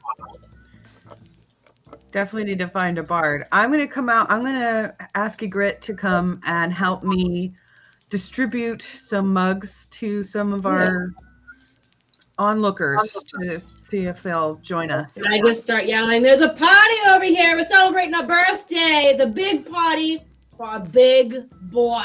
Come on down." Our big new friend Barnaby. Hey, where's the is there a baker in town? Is there a baking shop? Well, I mean, Bolo is the closest thing that you have to a baker here. This is a very small town. It's a very small village. But Bolo, we do a special za that's like big and covered in sugar. What's a za? Oh, What's a za? Oh, Did yeah. I say something wrong? Did I say something wrong? No. you said something right, my friend. It's like, I hope I didn't offend anybody. They seem so upset. What did I say wrong? Barnaby, I almost envy you that you get to have this first time experience. So the saws are like a food from our hometown. Yeah, They're so delicious. and they're like a bread with all this like cheese and like sometimes they got the new one. They got gator bacon, and like sometimes it's just like herbs and like what do you want on it? You can do whatever you want. Like you don't Do you have any allergies? You can make a dessert one. You can make Like a lactose intolerant dinner dragon one. can You go can south make a real fast. breakfast one. I'm kind of overwhelmed with choices all of a sudden. What do you recommend? Oh, This sounds like something I need to experience. let's go with the standard, like with the cheese and the goat cheese, and then a little bit of like the herbs and stuff, and we'll just do that one in the beginning. You know, let's get a bunch. We'll get a bunch of them, and then you can try one of each. Okay. Because you're big, it'd be like him having a slice. You know, get a whole big one, like Abundanza size. You know. Well, they both, he says, I think that sounds good. I would like that a lot. Could you do that? Yeah. I'm gonna need bigger ovens. How do we make bigger ovens? Well, I think we can just keep rolling them out, have them try different ones, and be like a slice from. Yeah, like he just it's like one of those specialty shops where he gets to try like buy lots of different slices. But for him, it's like We can do a za flight. yeah. Oh, you know what? You know what would be a good one? I love your goat cheese thing, Mickey. That's a great idea. Let's also remember Auntie Mags? Auntie Mags? Yeah. Yeah, so she's got this whole thing, right? She loves to put these like leafy things on it and like mozzarella. It's like we call them margarita pizzas, partially because of her name and partially because she's an alcoholic. And then we'll get this stuff out there. It's gonna have an amazing flavor you don't even know. Yeah. I don't even know. I think we start with that, and then we gotta get him, like the ham and pineapple. See what he thinks of that. Give him some gator bacon. We gotta give him the works. We gotta try. All right, as you guys are discussing all these options here, first off, Duke, give me 1 second.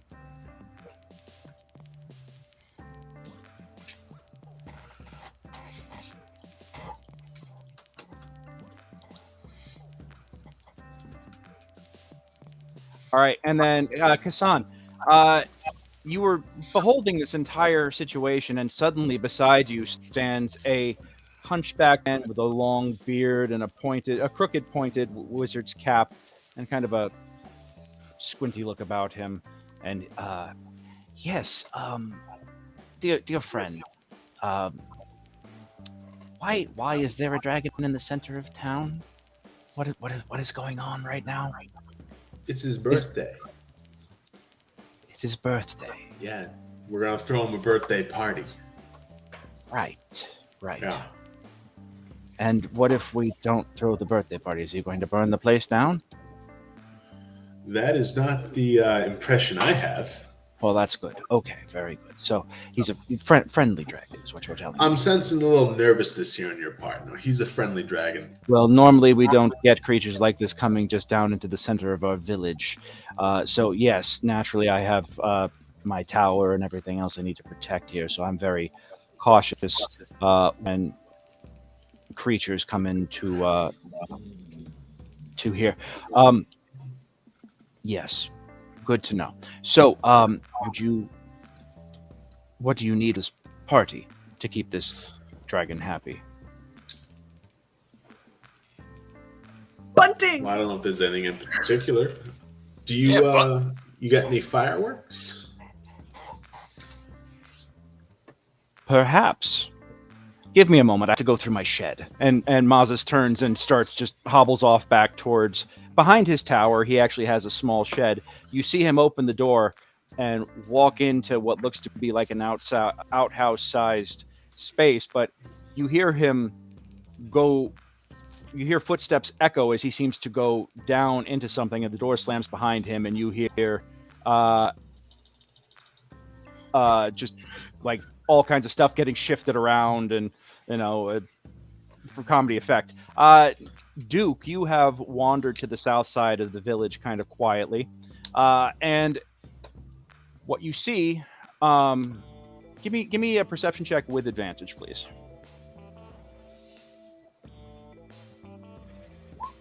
All right. You can hear a party coming back, and it sounds like an adventuring party of some variety. You know some of the folks that have gone out today into the barrows, and it is getting to be that time where folks start returning. Not everybody that has gone out there is of the kindest bent. So you know that there are a few cutthroat mercenaries out there. After all, Helix does tend to be a village that is a wretched hive of scum and villainy. So you might have a situation on your hands coming in real quick. Got some party crashers. Essentially. So. Do I know how many? From the sounds of it, it sounds like about half a dozen. So a party of 6, 5 or 6 or so. Mm-hmm. Going back. I'll head back and let people know. Okay. Cool. All right. So, yeah, what are you guys doing to get this thing ready? And you know that they'll be coming back probably in a couple of minutes. You heard Judy. Bunting. We need bunting. All right. Decorations.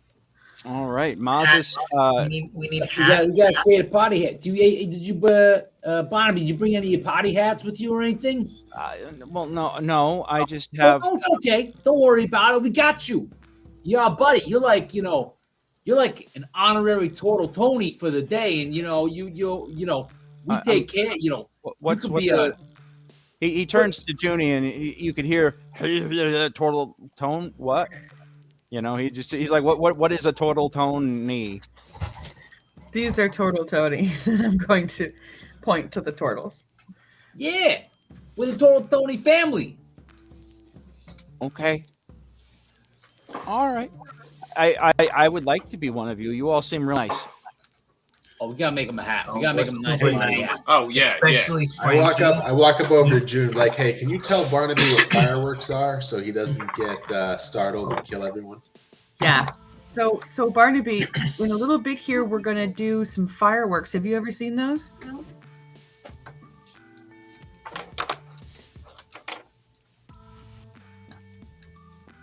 I don't know if Barnaby heard you. What's that? Sorry, in a little bit here, we're gonna do some fireworks. Have you seen those before? No, what are those? I can breathe fire. What is fireworks? Oh my gods! Oh my gods! He has They're- no fireworks. Basically, it's okay. It's okay. It's bright, fiery displays. It's like that sky flowers. Go up in the sky, and they're really beautiful, but they're not harmful or anything. So if you hear a loud bang, and you see all this beautiful light, that's all it is, and it won't hurt you. Just so Okay. you know. Okay. It's really okay. pretty. Really pretty. You're gonna like it. Oh my gosh! But the Thule, that was poetical. Yeah, like just yeah. that brings it a tear to my eye almost. You tell Just me sky it's like colorful sky flowers, like big beautiful ones. We use them to celebrate people and celebrate stuff. When we're celebrating him, we should You're gonna do sky flowers to celebrate me? That's right. Yeah, we're gonna we're celebrate celebrating you, your and we're gonna birthday. celebrate Miggy. He's been having a hard time. He's having needs a little bit of celebration here. We're gonna celebrate both you today. I don't need no celebrating. That's Well, you're making a new friend too, Miggy. It seems like you and yeah, Barnaby yeah, are yeah. like. Let's celebrate Barnaby. Don't celebrate me. No, what a day! Though, like this is a great opportunity for all of us to get out there, celebrate both a birthday and like a non-birthday, like an unbirthday sort of situation. Let's say from when you was a kid and then you missed that because you got misdirected and whatnot. Yeah. I would like to share my birthday party with you, Miggy. Oh, okay. Only if you want Yeah. to. I would Yeah. like to. I'm Miggy, gonna- today I'm this gonna is go the get some right colored course. paper, and I'm gonna make hats. I'm gonna go make some hats. And Okay. it's gonna be great. All Don't right. go anywhere. Keep it coming. I hand Frankie some money. Here. I don't know. Is it 100 gold gonna be enough? Oh, you know what? I got this covered. It's your birthday party as well, and so I waste not, want not. I got 100 gold on my own. I better make All it right. to it. I hand Frankie 200 gold. Okay, here. Here. Duke comes racing back to the party. Yeah.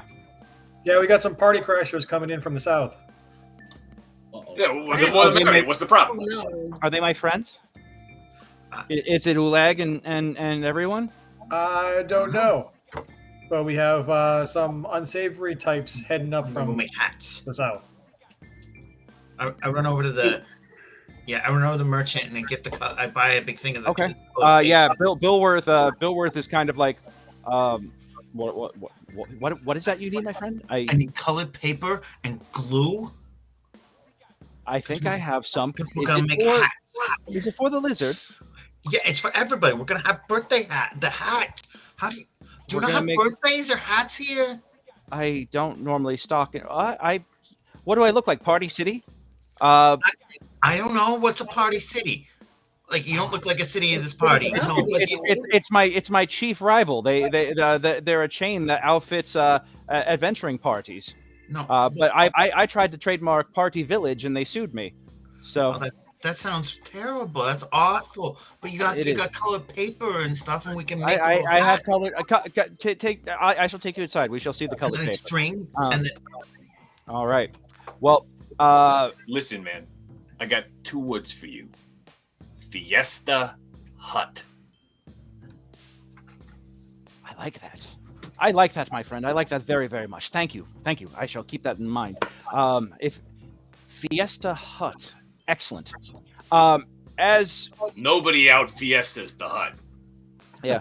Duke, give me a perception.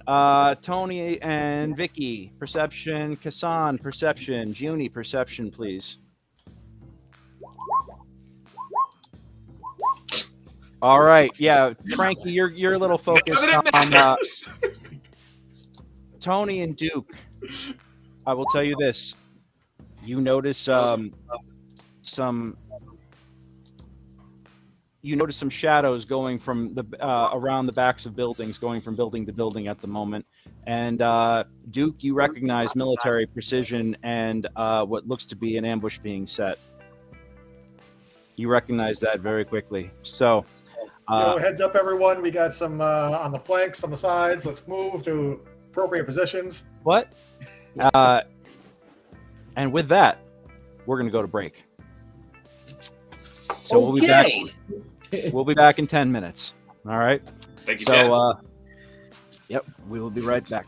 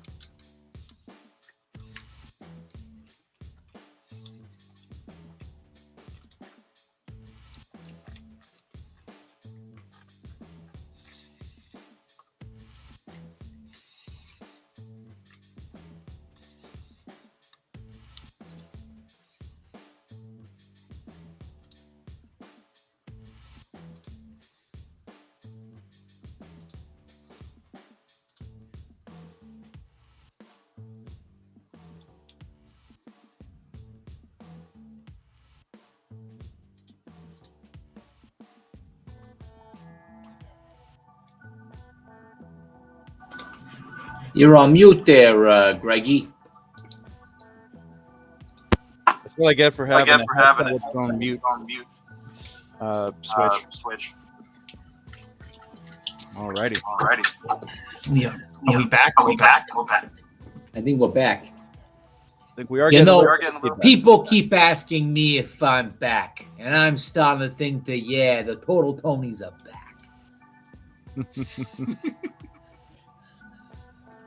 All right. Well, I need to find one more thing real fast. I have the stats for everything. Like I said, Well- tonight is a little bit more improvised. So, I'm ready to party. Oh, look at this. oh, you got a cupcake! I love it. It's red velvet. Red velvet. Whoop whoop. All right. Is there anything different between chocolate batter and red velvet batter other than the fact that there's red coloring in the chocolate batter? Nope. Because cocoa powder used to have sort of a reddish hue to it, like pure cocoa powder. So you didn't even need the red dye before. You could just put in cocoa powder and it would just come out red. I thought they put in beets. I thought it was beet juice. That's the current thing. Well, the middle ground between those two things. So the raw cocoa powder that was reddish, then I'm going to enhance this red with the beet. Why am I talking the Tortletoni voice? I don't need to do that. Enhance it with the beet juice and then later just straight up like red dye number 5 or whatever. Because maybe Frankie is very particular also about his, red velvet cupcakes.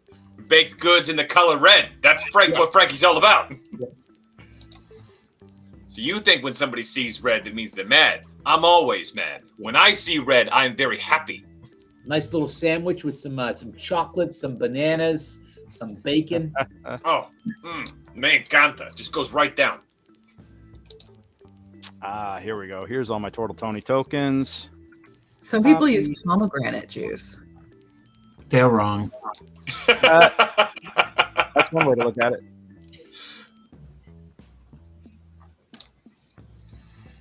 All right, there we go. Gonna get rid of that. Get rid of that. It's also got buttermilk, vinegar, and baking soda in it, which is a little different. It's a lot more. It's a tighter cake than most chocolate cakes. Oh, I like red velvet. I'm just saying, because I've had I'm just saying. Well, that's the difference. It's denser and it's. I also heard that you can use human blood instead of eggs. I've heard of that. That's kind of like All right. terrifying. Sure. The red velvet cupcake of your enemies. I'm not here to donate blood. I'm here to pick up a couple of units for my baking. If you use human blood, does that make it no longer vegan? Nope. I mean, I would imagine not. I mean, Apparently with eggs, it wasn't vegan either, but The Victorians apparently used to use coffee as well. Yeah, but the Victorians also used arsenic in their green paint, so I'm not looking at them for a lot of household tips. And boric acid. Yeah. Cocaine in these or something, Brought to you by the people with lead pipes. Little morphine. All right, so Actually, Miguelle, adding coffee you are. to your chocolate cake mix is a good idea. It's very tasty. I'm going in to buy, hat making supplies, but I Right, so you're assume looking once for the hat fighting making starts, I'm not gonna Yep. ignore it. Duke, you are running back to everybody. Casan, you are hanging out over with Mazas. Vicki, Frankie, you're off at the bar. And so that leaves Tony, Junie, Vicki, and Duke now all up with Barnaby. We'll get everybody else here in just a moment, I promise. Can you give me permission to clear this stuff off so we can actually use it like a battle map, or are we? Oh, I'm It's different. I'm setting up a different map here. It's not gonna have any fancy behind it, but don't worry. Hold on. Let's see. What was I looking for? Oh yes. But I mean, grabbing- Greg, can you show us where we're going to be on this map? Yeah, you guys are in the center of town. Is that number 1, I believe, by the well. what about number there 16 though? What about number? Let me take a look. Hold on. Sorry, I'm setting up the map real fast because I found all the stats and then ran out of time on the break. Number 16 is. Oh, 16 is actually outside of. Oh my God! You're just fucking with me now, aren't you? Yeah. That actually was not me.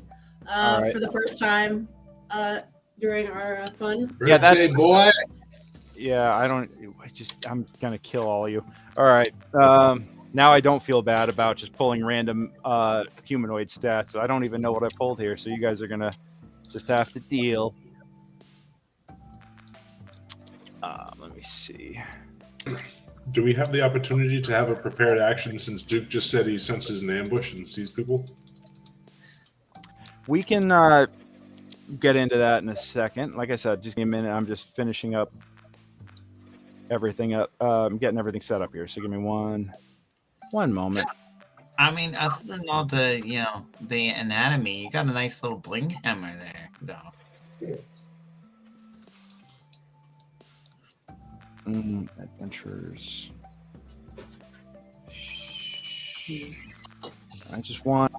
All I want is a damn looking cleric one. Come on. It's Amazon's. All right, good enough. I'll take that. Thank you. And we'll do.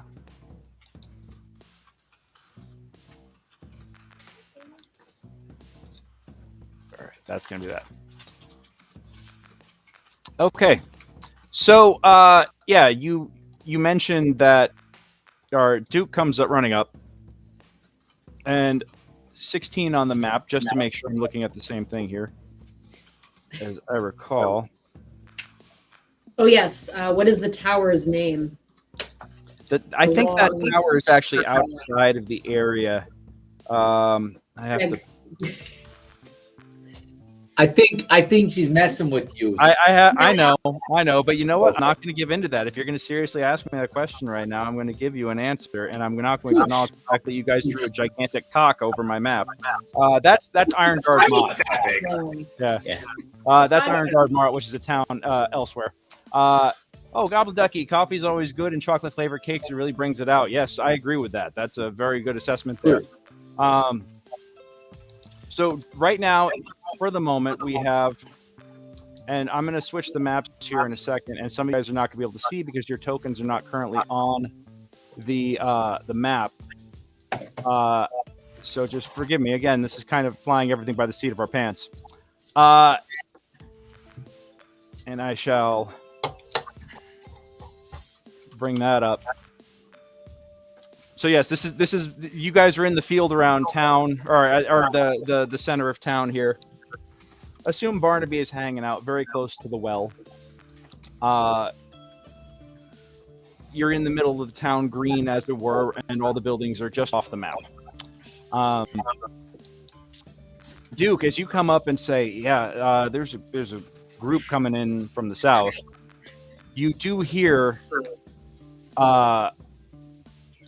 a voice kind of clear his throat from the south, and oi, what do we got here, mate?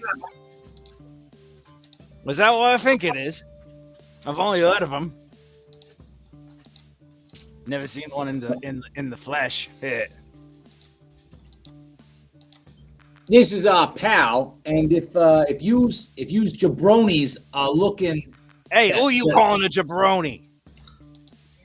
Anybody who's doing flanking maneuvers, acting like we ain't seen yous, and not coming up and wishing Barnaby a happy birthday. Shady. Now, if you're here, is that what that thing's name is? Barnaby? Is that what you call him?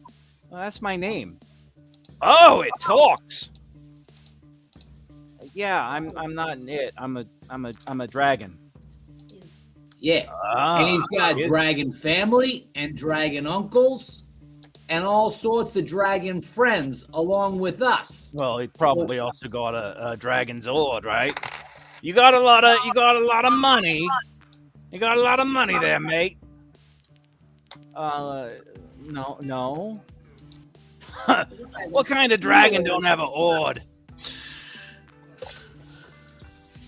Hey, does anybody know this guy? Who is this guy? Who's this guy who's talking trash to Barnaby? You do recognize that this is this is a rather limber, skinny-looking fellow with a pointed beard and dark, bushy, dark eyebrows and a dark mustache. He's got a pair of daggers that he's kind of just like.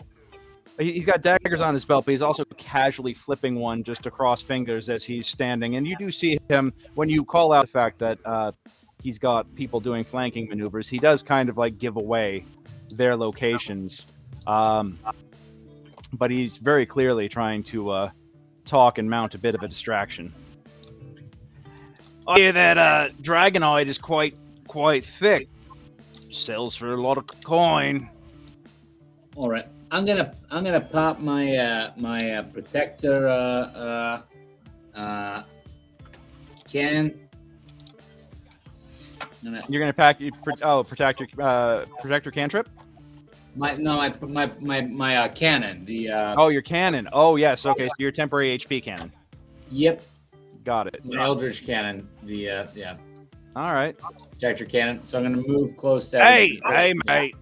Hey, no need to be getting all uptight here. You know, look, I know you think you're friends with this thing, but how about this? Take a walk. Let me and the boys here show them some good old Elix hospitality, and I'll give you a cut of whatever's left. How about that? We're having a lovely party with plenty of hospitality. I don't think we need any help. Really?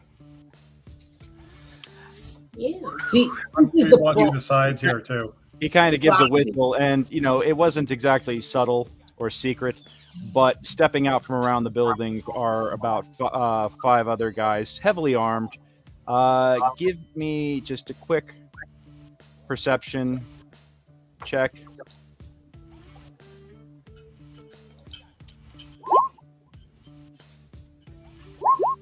Boy. Oh, I'm in the wrong tab. That's why I can't see your guys' rolls. Here we go. Yeah, you could tell that these guys are battle scarred. They are. You do see that they are heavily armed, probably, like, statistically speaking, more powerful than you. But it looks like they have an Arcanist. I'm going to red dot the Arcanist. And it looks like they have someone who has a holy symbol of an indeterminate deity at this moment. And everybody else, the other 3 look like they are warriors of some variety with swords and shields and other melee weapons. I got 2 questions for you right now. Okay. One is on the map. It shows that the town square has a large well in the center of it. Where is that well in relation to where we are on the map? You know what? I'm gonna put the well. I'm gonna just draw it freehand. Right. I'll draw a shape real quick. I'm gonna say that the well is like right there. Okay. And 2, if I recognize any of this stuff yet, am I still talking over to Bolo? Give me a perception check. Because you could definitely hear loud voices out there and some new loud voices. Yes, you do detect that there's some big talk going on outside. You hear Tony yelling at somebody and somebody yelling back with a bad Cockney accent. I want to look outside and see get some bearings of the situation. What you definitely behold is that your friends have set up a defensive perimeter around Barnaby. All right.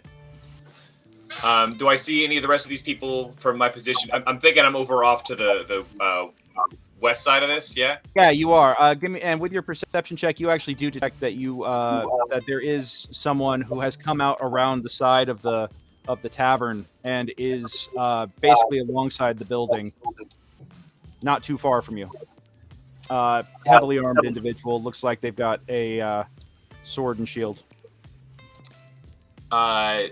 So I'm already pissed, and before anything else goes down, I already want to rage and then grapple this dude to take his weapons.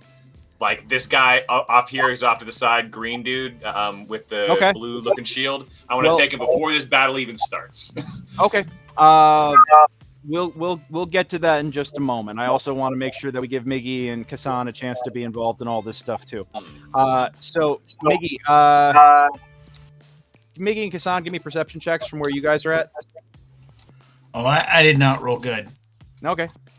I rolled a 6. Oh, you got a 6, so you botched. All right, so it's gonna you're not gonna notice anything going on until the until any sort of loud noise or violence commences. Right. Yeah. I'm trying to make hats. No worries. You're in there. You're making hats to your heart's content, man, and you're working on a giant one right now, a giant brass dragon-sized one. And Casan, you got a you're like standing in the back of Maz's tower, like, you know, still hearing all this clattering and cursing and everything coming from inside. And you can't help but think that, man, somebody's got to get in there and help him clean that thing out. So again, it'll be the sound of conflict, and then you guys will come in around later. All right. So, Frankie, we will get to you in just a moment, but this gentleman, like I said, you've noticed that these guys have been around town a little bit, very unsavory, been drinking at the bar and generally being a, you know, nuisance. They're all about the slap and tickle of the wenches and other things. They're just, you know, unseemly, rotten punks, for lack of a better term. But they've been going down into the barrows and going out and coming back and bragging about robbing crypts and other things. And generally they've been keeping to themselves, but today apparently they want to, you know, try and take a target of opportunity, and they don't care who's in the way. So, right. Take a walk, friends. Hey, Junie, you might want to tell Barnaby these ain't friends. Oh, they say they want to be friends. They're friends. They sound like they're being nice, kind of. I mean, he sounds a little creepy. Yeah, he's not our friend, and he's probably not your friend either. So we're going to just handle him. He kind of ducks his head down and he says, "Should I set him on fire?" Yes. Just not the town. Just not the town. Can you be very precise? I don't know about that yet. I don't normally get into trouble with people. My mother always told me not to set people on fire because it wasn't nice. But she said if it was bad people, then that's what we should do. Well, if you think you can do it without setting anything else in the town on fire, because the other people in the town, they are our friends, and we don't want to hurt their stuff. Okay. These are their homes. As you guys are talking, you can see that the gentleman with the daggers is kind of like, right, enough of this. If you ain't gonna walk away, then you're gonna be unfortunate side victims. And at this point, Frankie comes bursting out of the tavern, screaming bloody murder. Go Bloody ahead murder. and we're gonna Frankie's. We'll say it's a surprise action because you definitely catch everybody by surprise as you come screaming out of the tavern and just bowl over to this guy. Give me an opposed strength check, please. Oh, I'm on the east side. I'm grappling him. Yeah. Yeah, if you want to grapple him, you gotta give me an opposed strength check. All right. Or you could do athletics. Oh shit! All right. Yep. So you come up, you come out, and you just like grab onto this dude, and he's just like kind of stunned, and he's like, "What?" At that point, whatever's going down is going down. So let's roll for initiative.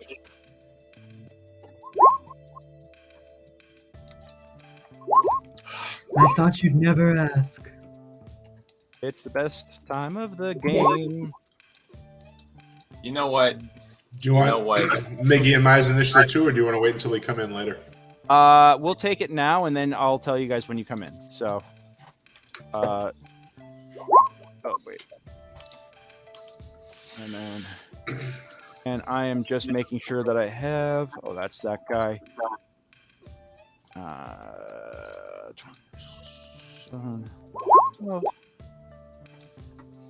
that one. Oh yes, and then.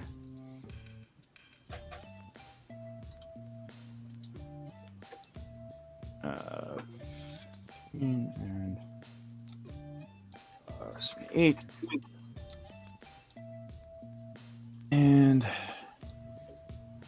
what is this one again? This one is the yes. Okay, 12 and no, that's not right. Really? Okay, now D&D Bound is crashing on me. Are you serious? Okay.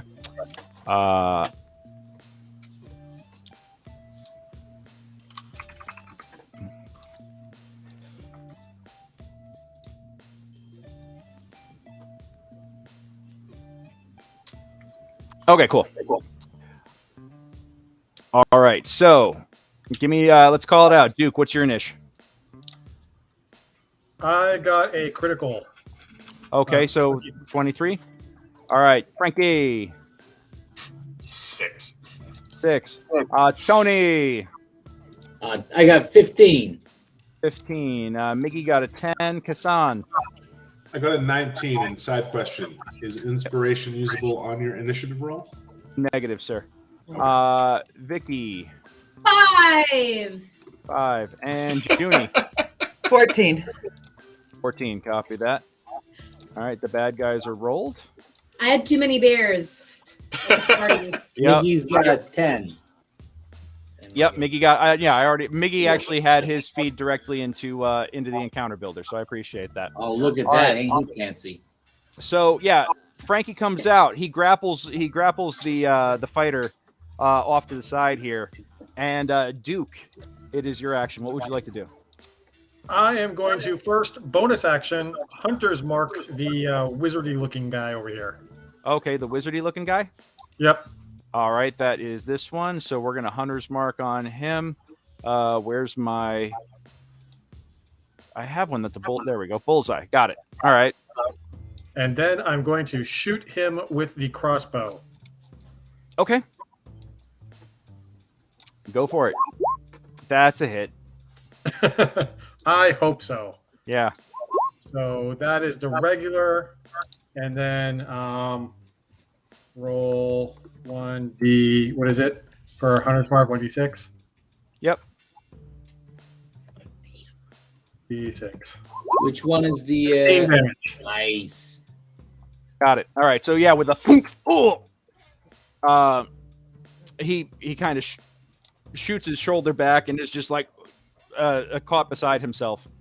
And then I'm going to move right there. Got it. All right. So yeah, you move there. Let's see. So that's Duke. Casan. You are not in the fight currently, but you do. Give me a perception check real quick.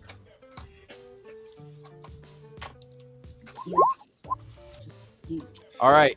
Yeah, you don't hear anything quite yet. Tony, what's up? Oh no, it's in the red. Is the red one that's The red one is the looks like an arcane caster. Gotcha. Oh, just seeing circles drawn, etc. Gotcha. Yeah. Okay. So yeah. So Actually, my turn? come to think of it, that was what? Oh, you had your Hunter's Mark on there for 16. You actually see him stagger and fall to the ground. So, There's one. Yep. Okay. Yeah. So does one of them seem kind of big and lumbery? Let's see. Any of the 3 green dotted ones are all kind of big and lumbery. They look to be, seasoned warriors. Gotcha. But is any of them like in heavy armor where they look like they're not the dexterity is a little bit less on their side versus this nimble roguish guy? I would say that their dexterity probably isn't that great. Gotcha. So the green guy who's closer to me. So I'm gonna go ahead. I'm gonna acid splash him. This dude right here. Yeah. Okay. Let's see. All right, and then I need to make a dex save with my warrior. DC 13. All right, yeah, DC 13 meets it, beats it. Okay. And then Tiny Tony's gonna take a crack at him. Mm-hmm. Okay, that is a miss. Oh, come on, Tiny Tony. Yeah. Tiny Tony kind of looks up at you like, me. Gotcha. Yeah. So I'm gonna yell at these guys. You jabronis, get the heck out of here unless you want us to stomp your dicks in the dirt. I particularly like stomping dicks into the dirt. Barnaby And, kind of looks about puzzled on his action, and it's just like, what are they fighting? What's going on? Are they fighting over me? They're here to hurt you. They want to skin you. We're not letting that Why happen. would somebody want to do that? Because they're evil fuckers. No, that's not good.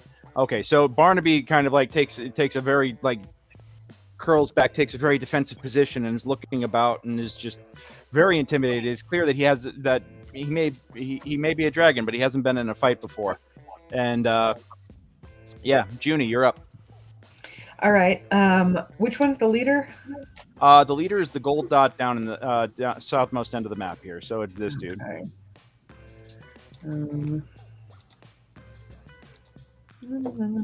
Okay. So we're gonna do ice knife at him. Ooh. Okay. And that'll hit 5-foot sphere around him. And then that'll be, let's roll damage. Damage. Okay.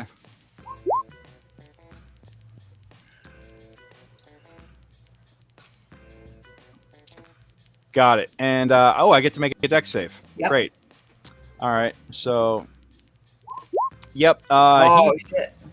He just and just is it if it's for half, then he takes none because he will use his evasion. Okay. Well, then the shard explodes, and he has to. Okay, so what happens is on a hit, the target takes 1d10 piercing damage. The dex save is for the exploding ice.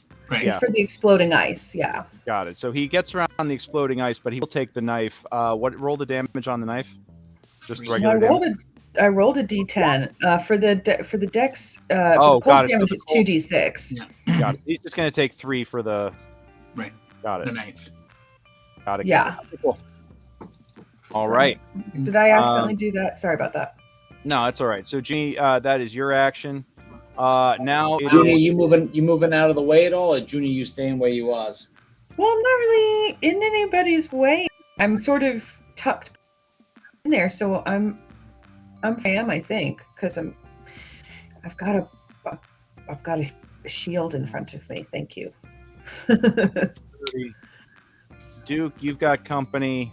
Frankie, you're going to have somebody engaging with you here in a second. And we're going to go 5, 10, 15, 20, 25. All right. Let me go to, here we are.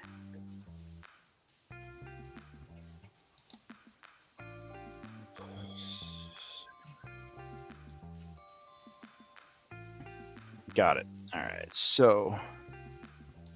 Oh, and Junie, since you was within 15 of me, you've also got a bonus 9 to your. All right. So that's on Duke. Duke, does the 16 hit? Yes, it does. All right. You're gonna take 9 slashing. What Okay. is the bonus? What is the what bonus? So you got 9 temporary hit points, Junie. Tony, you got a guy coming up swinging on you. A 13 is not going to beat your shell. And then, pardon me. That's going to be for Frankie. If this guy breaks out of his, Frankie, give me an opposed strength check real quick. Okay. Oh, I actually have Yeah, advantage on that. So. All right, so yeah, you have advantage on it. He's going to have disadvantage on his attack roll, so I'm going to actually roll the attack again and take the lower of the two. Yeah, so does an 18 hit? Nope. All right. Bounces so off my shell. Bounces off your shell. All right, great.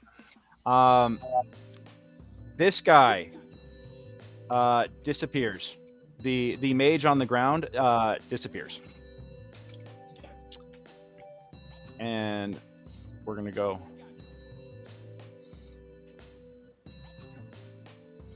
Cool. All right, and then this guy, the guy who pulled the ice knife out of his shoulder and chucked it away before it exploded, is now going to 1, 2, 3. He's going to get behind this cart over here. He's going to aim at Vicki, who has not taken an action yet,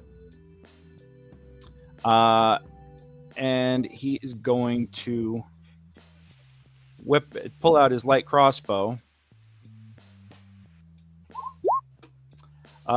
Does a 16 pierce your armor, Vicki? No. No. All right. Cool. The shot clings off your armor, Dink. and he just like, damn it. And he drops the crossbow and pulls out two short swords and says, "All right, guess we're getting up close and personal for this one." Oh, you want to party? Let's fucking party, bro. All right. And Vicki. since it's my turn, I am going to do some Giant's Might and get large. Since I am a Rune Knight at level 3, I can do that. Oh God! So you're using enlarge. Vicki Okay. is large and in charge. Better watch Yes. out. All right. So I'm now the big girl on campus, and I'm here to party hard. Very hard. Okay. So yeah, you enlarge yourself, and you watch as this guy kind of is like, oh, and you come lumbering towards him. Vigzilla comes rolling up. Go ahead. What you gonna do? I mean, since I'm right on him, I have my infused heavy crossbow, which I also have a fire rune on. Okay. So I'd like to since I'm right there, I'd like to get right up into his face and say, "Open wide." Oh, geez. All right. Well, I will tell you this: if you are shooting a crossbow at a target that you are in melee range with, it is at disadvantage. Disadvantage. That's what I thought. Yeah. You got inspiration, just cancel it out.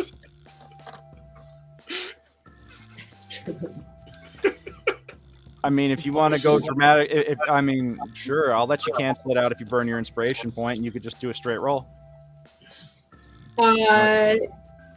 Does it cancel it out if I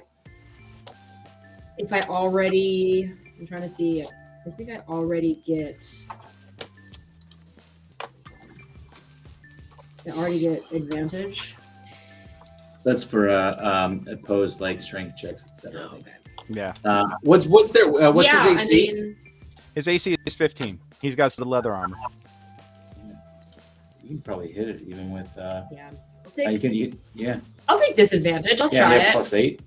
Yeah, and if you want to burn your inspiration, to just make it a straight die roll, or you want to just do the disadvantage shot and see what happens.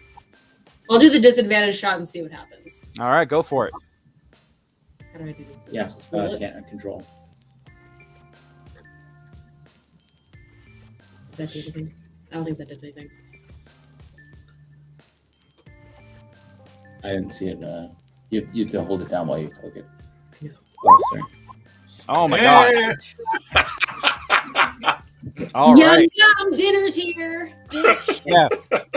He ducks. He tries to duck, and at the last second, it just kind of sears across his face, and like the bolt narrowly misses, taking his head completely off. But his face is now sliced open and bleeding freely. You said there was a fire rune on that? Is there additional damage? Yeah. All right. Which is no. So it's the 7. Then you could go down to the thing on your chart. So Dude, the what? So it rolls an extra. Yeah, I so took this. Fire Rune does an extra 2d6 damage to him. Okay. Not that he needs And then it has another effect. Another one. Yeah. It needs to succeed on a strength saving throw or be restrained for 1 minute. Oh, gotcha. What are you Oh, chuckling we're at? not doing that I'm not one. gonna- Oh, I don't sorry. need to restrain a dead body. Gotcha. Never mind. So All is right. Is he dead? No, 11 points. Oh, hell no. So, Yeah, no. Oh, yeah, so he's got to do a strength saving throw or he's restrained for 1 minute by fire shackles that appear on him. And strength while saving- he's restrained, he takes 2d6 fire damage at the start of each of his turns. Okay, now how did? Hold on a second. Where did that come That's from? what Frankie said. What Frankie said. That's the fire rune. So I don't know if you know this about Rune Knight, because I also have somebody who's a Rune Knight in my dungeon that I DM. It's super broken and awesome, and I love this class. That enlarge spell, by the way, isn't a spell. She does not have to keep concentration on it. It's just a thing she can do.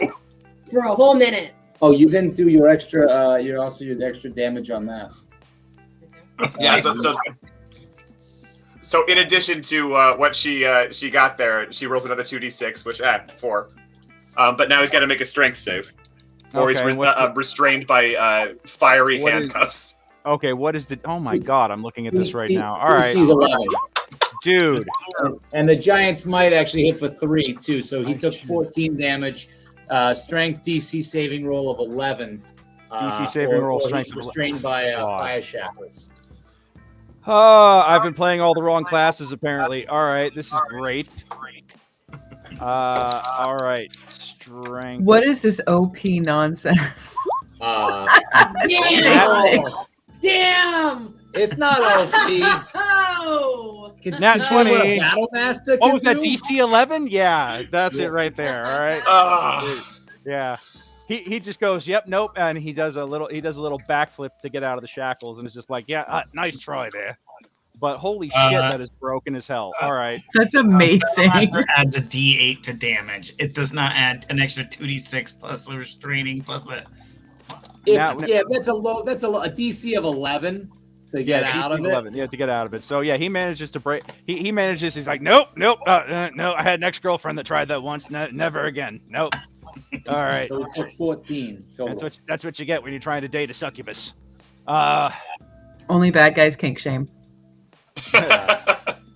Yeah. Yeah, exactly. All right. So now the oh, pardon me. The last in action. Let's see, Mikey. Mikey, give me a perception check real fast. And Greg, did you get that last 3? So that guy that Vicki hit would have been for 14 total. Yep, I got it. I incorporated that.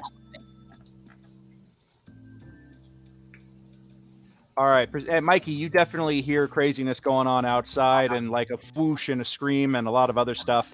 Oh, that's Frankie yelling. Yeah. Let's see.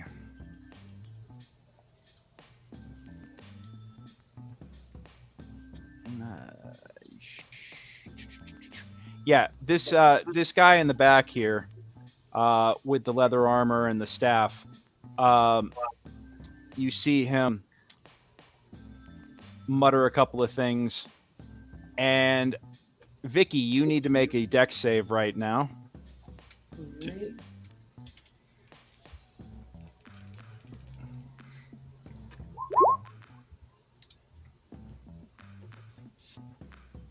Right. All right.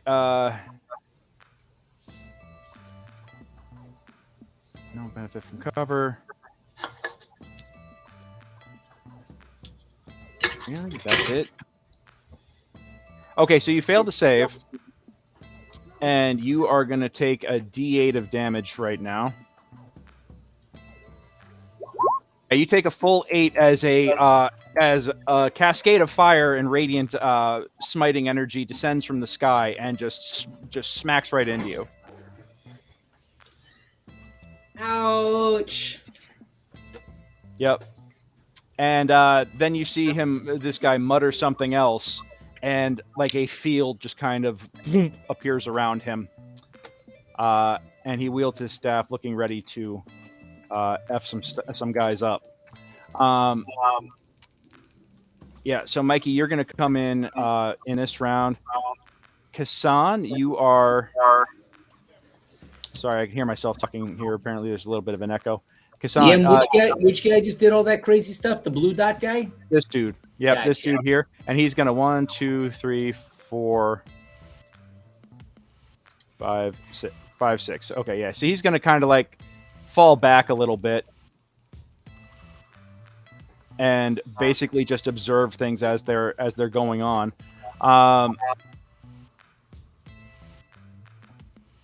Yeah, he's going to do that, and then I could just pop that all day. I love it. Okay.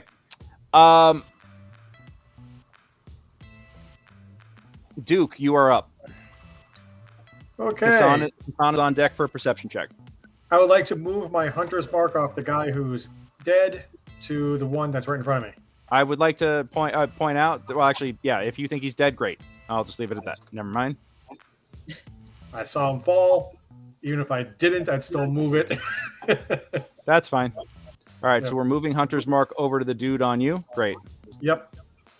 And then I'm going to put this crossbow right against him and shoot.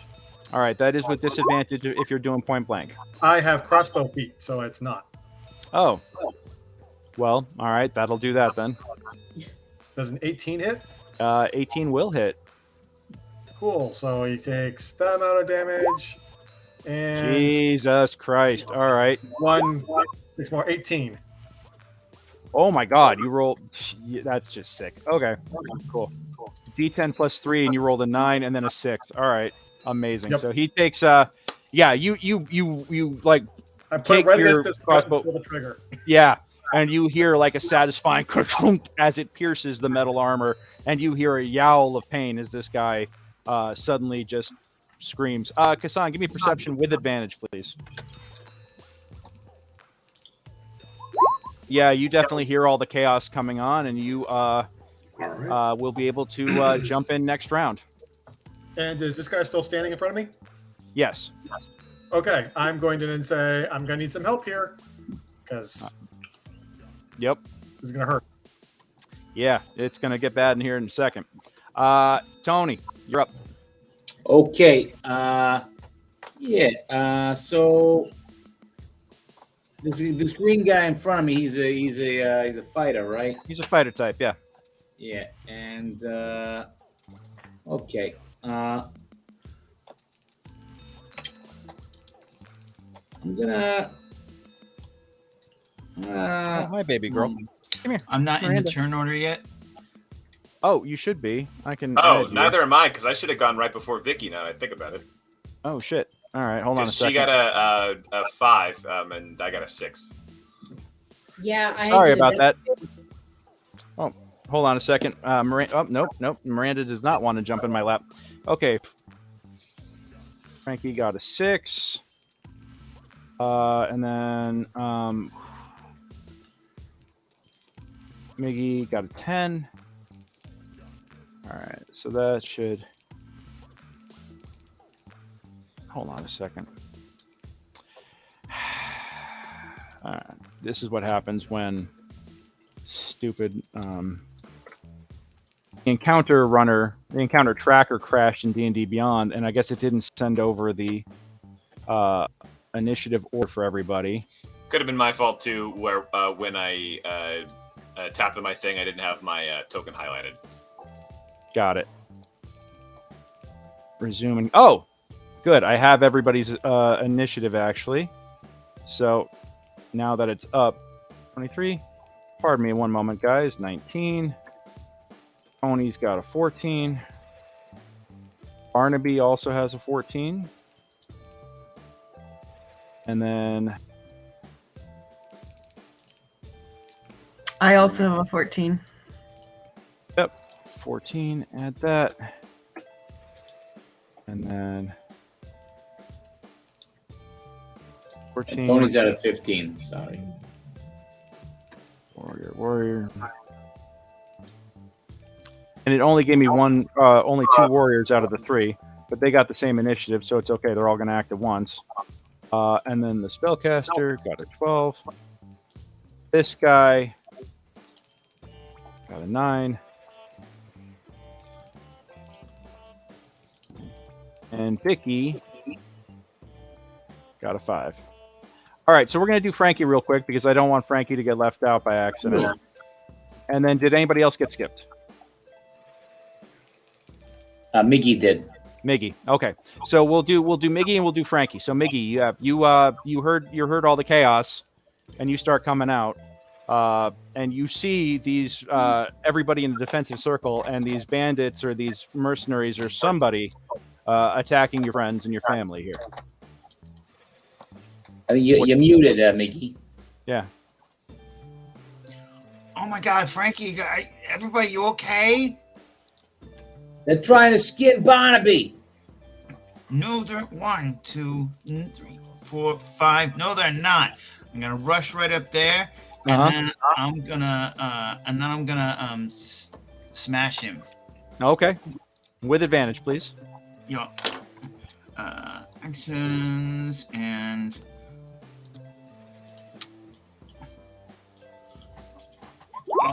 I'll take the 14. What is it? No, that's a 17 to hit. Yeah. And that's a successful hit. Yeah, I'll take that. All right. Yeah, you crack into this guy and you hear him as he kind of like arches backwards. You slam your flail directly into his back. And how bad is Duke of the Joes? Duke's not looking great right now. Duke, you're about what, 50%? Half. Yeah, about half. Okay, and so then I'm gonna hit Duke with a healing word. It's not much, but there you go. Oh, gee, What word is it? Back. The word of the day. And there we go, full health. There we go. Got it. All right. So that's Miggy, and now Frankie, you still holding on to this dude. Yeah, I'm gonna do a reckless attack, and I will use the shove attack in order to knock him to the ground. Okay. So, attack, use special melee attack to shove, and use my athletics. So it's opposed athletics, which I have advantage on. Opposed athletics. Where is the other thing that should have rolled another thing? Because obviously that 6 is not going to do it. Oh, so you just burned your inspiration? No, I have advantage on strength anything because I am raging. Yeah, because you're raging. Okay, so yes, you do manage to. You feel like touch of resistance at first, but then you do manage to overcome and just overrun this poor schmuck, and he is now prone. All right, so now I'm gonna drag his sorry ass across the battlefield right now because he can't get up unless he gets out of this. Okay. So I'm just gonna. I can only move him half my speed, so let's go ahead and bring him. Oh. No, that will make it so. I was gonna go and take him over to the well and throw him in the well, but I think I'm gonna take him down closer over to this blue guy. Okay. So I'll go here instead. All right. Well, you're gonna drag him there, and the blue guy is kind of like looking at everything, like, what the hell's going on? All right. So. And that's my turn. Yep, that brings everybody back. Let's see. We've done. Oh, and June, did you get your action? No, you did not. I don't think. In the first round, I did my ice knife. Oh, that's right. You did. Okay. So now I think we're all caught up, and everybody that had an action that needed it got it. So Tony. Yeah, I think we're back to me, right? At 15. Yeah. Yes. Yeah. Okay. Yeah, because Casan did his thing. Now Tony and Barnaby and June. All Barnaby is going to do is kind of like back up a little bit and basically hold his action temporarily. He's just kind of like backing up, looking about, and is generally freaked out. But he is yet to do anything. So Tony, what do you want to do? Yeah. So I'm going to So Tiny Tony is gonna take his strike. He's gonna poke behind my shoulder and finger guns with his little force strike. Yep. Yep. This guy gets the shield up and bounces off him just in time. All right, and I'm gonna take a short sword attack. I got my shield up, so I'm just gonna pull my short sword and take a swing at him. Bounces off the shield again. All right. All right. So, first things first, the guy who is currently surrounded by, he's currently pincered. He's going to adjust his positioning. He is going to... Wait, but doesn't Junie get to go? Oh, that's right, Junie. You got to go. Sorry about that. I still think that should count, though. It will. So, all right. So this guy, this green guy. Yep. He's going to take a firebolt.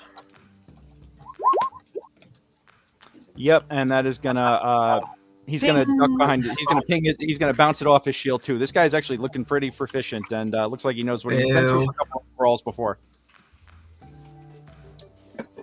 So this guy pulls over here, pops a second wind, and immediately hacks at Duke real quick. Don't attack my friends. Does a 10 hit you, Nate? It does not. Got it. All right. So his multi-attack is going to fire, so he's going to get one more on you. 25 will hit for 8 points. So he kind of bounces one off and then slashes across your midriff, and you just feel it kind of like, oh! Not cool. Right, yeah, right across you. This dude down here at the center is not a big fan of everything going on.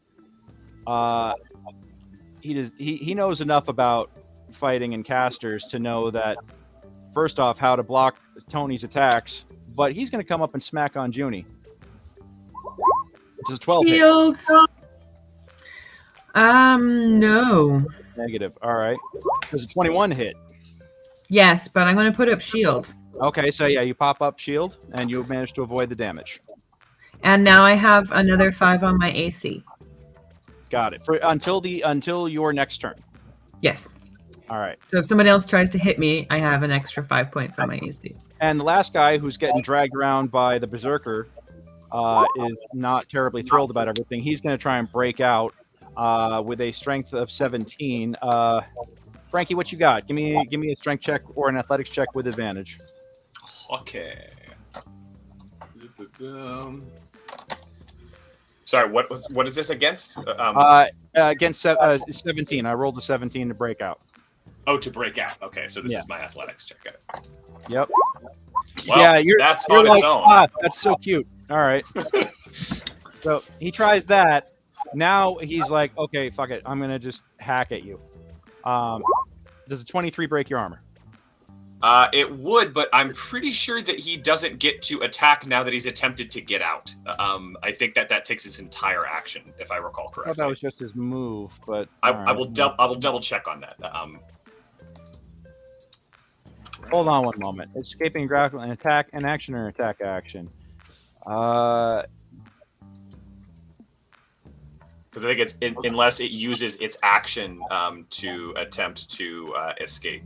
How are you grabbing? How are you grabbing this guy? I'm dragging him by his neck along the ground. Got it. All right. So grapple creature can use its action to escape. To do so, it must succeed on a strength athletics. This guy's got multi-attack. So oh yeah, but see how it said that he has to use his action to do it as opposed to using an attack. Yes. That burns his whole action to do that. My Yep, player who grapples everybody always gets me on this. Yep, no, you are correct. Man, I remember old 3.5 where the grapple rules were a page and a half. Mm-hmm. if they have multiple attacks, this grappling attack. No, wait. It says very clearly while attacking, if a player can grapple someone with an attack action, if they have multiple attacks with the attack action, the grappling Right. attack is one of them. But yeah, breaking out. All right. It's breaking out that takes the action. Actually grappling them only takes one attack. All right. Well, It's crazy. I already declared it, so it's just going to be that way. So next round, he's just going to start hacking at you. But right. that'll be next round. So that's it for my warriors. And now let's see, what does this guy want to do here? Okay, the encounter builder breaks whenever I try to pull open the previews for certain creatures and things. Good God. All right. Oh, we're going to just go with... yeah, I could do...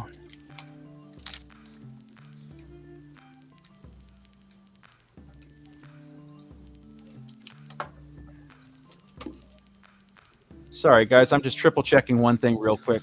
No worries.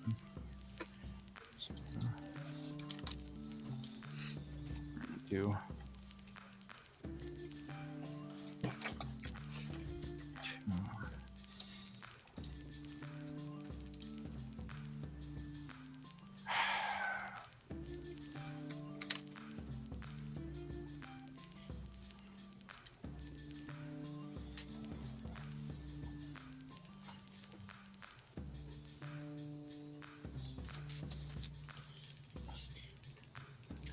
Sorry, I am just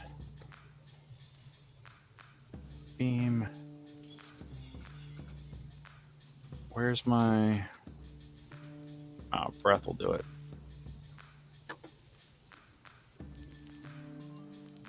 $10, $15. If I were to do that, that's or I could do 5, 10, 15. Okay, I'm probably going to regret this, but no, I want my selector. Thank you. The mage pops back into existence behind Mikey and fires off, with no warning, fires off a spell. I need Mikey and Duke to both make dex saves, please.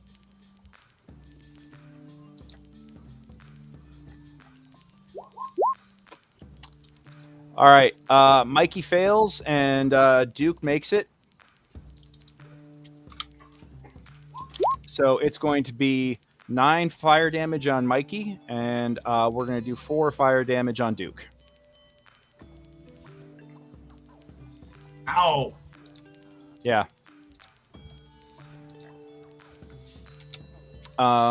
Yeah. Okay, that's that guy's turn. And Miguel, it is your action. Please make me pay for my for my poor What are these guys' hit points totals? here.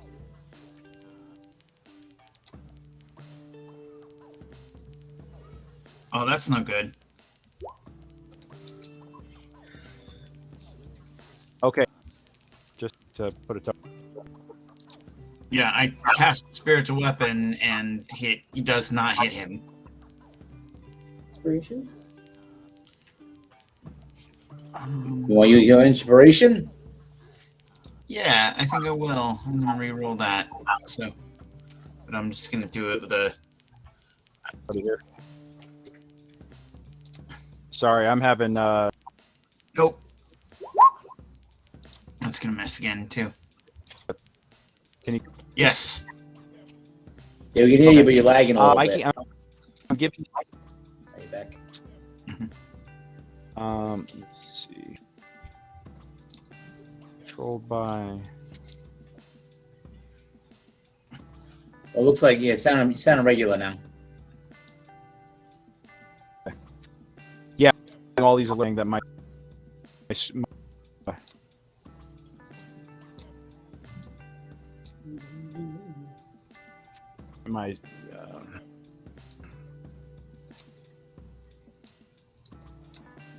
and Anton spiritual weapon token right here. So, whatever you want to do to where go for it. Yeah, I missed. But I'm assuming you're probably. Yeah, Okay. I missed. Is that where? Okay. And then No problem. And then I'm okay. So nobody's seriously hurt, right? Duke's I am. Duke's looking a little beat up. Okay. I'll hit you with another healing word. That's not great. Okay. So you get 7 HP. Okay. Yeah. Alrighty. And are you gonna move or do anything else? I mean, I can't really go anywhere without getting an attack of opportunity that would give him advantage. So it'll be on him on Duke to reposition. Got it. Okay.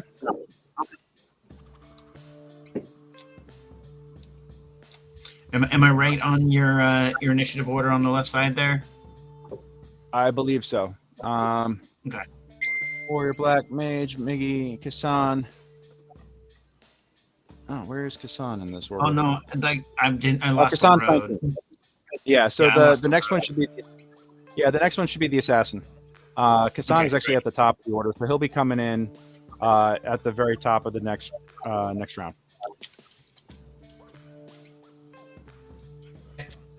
Is like he sees his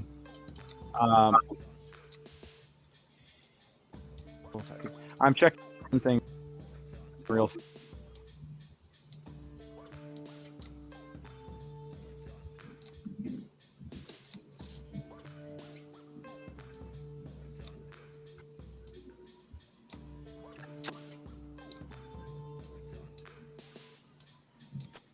Hold on one second.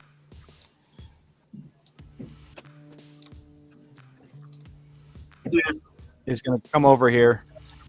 Vicki, if you want attack of opportunity on him, go for it.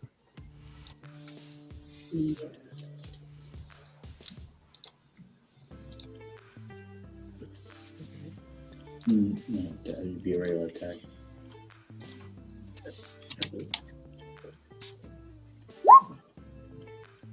Does that hit? Oh, I should think so. What'd you get? 25 We'll do it. Yep. for 9 points. And then I need to make a strength save, right? Oh yeah, don't. No, it's just. This is just a regular. I think it's just. When. Oh, it's when. Yeah. I think it's just since you beat the DC at first, it never took effect. So the effect never started. So you don't have to roll anything after that.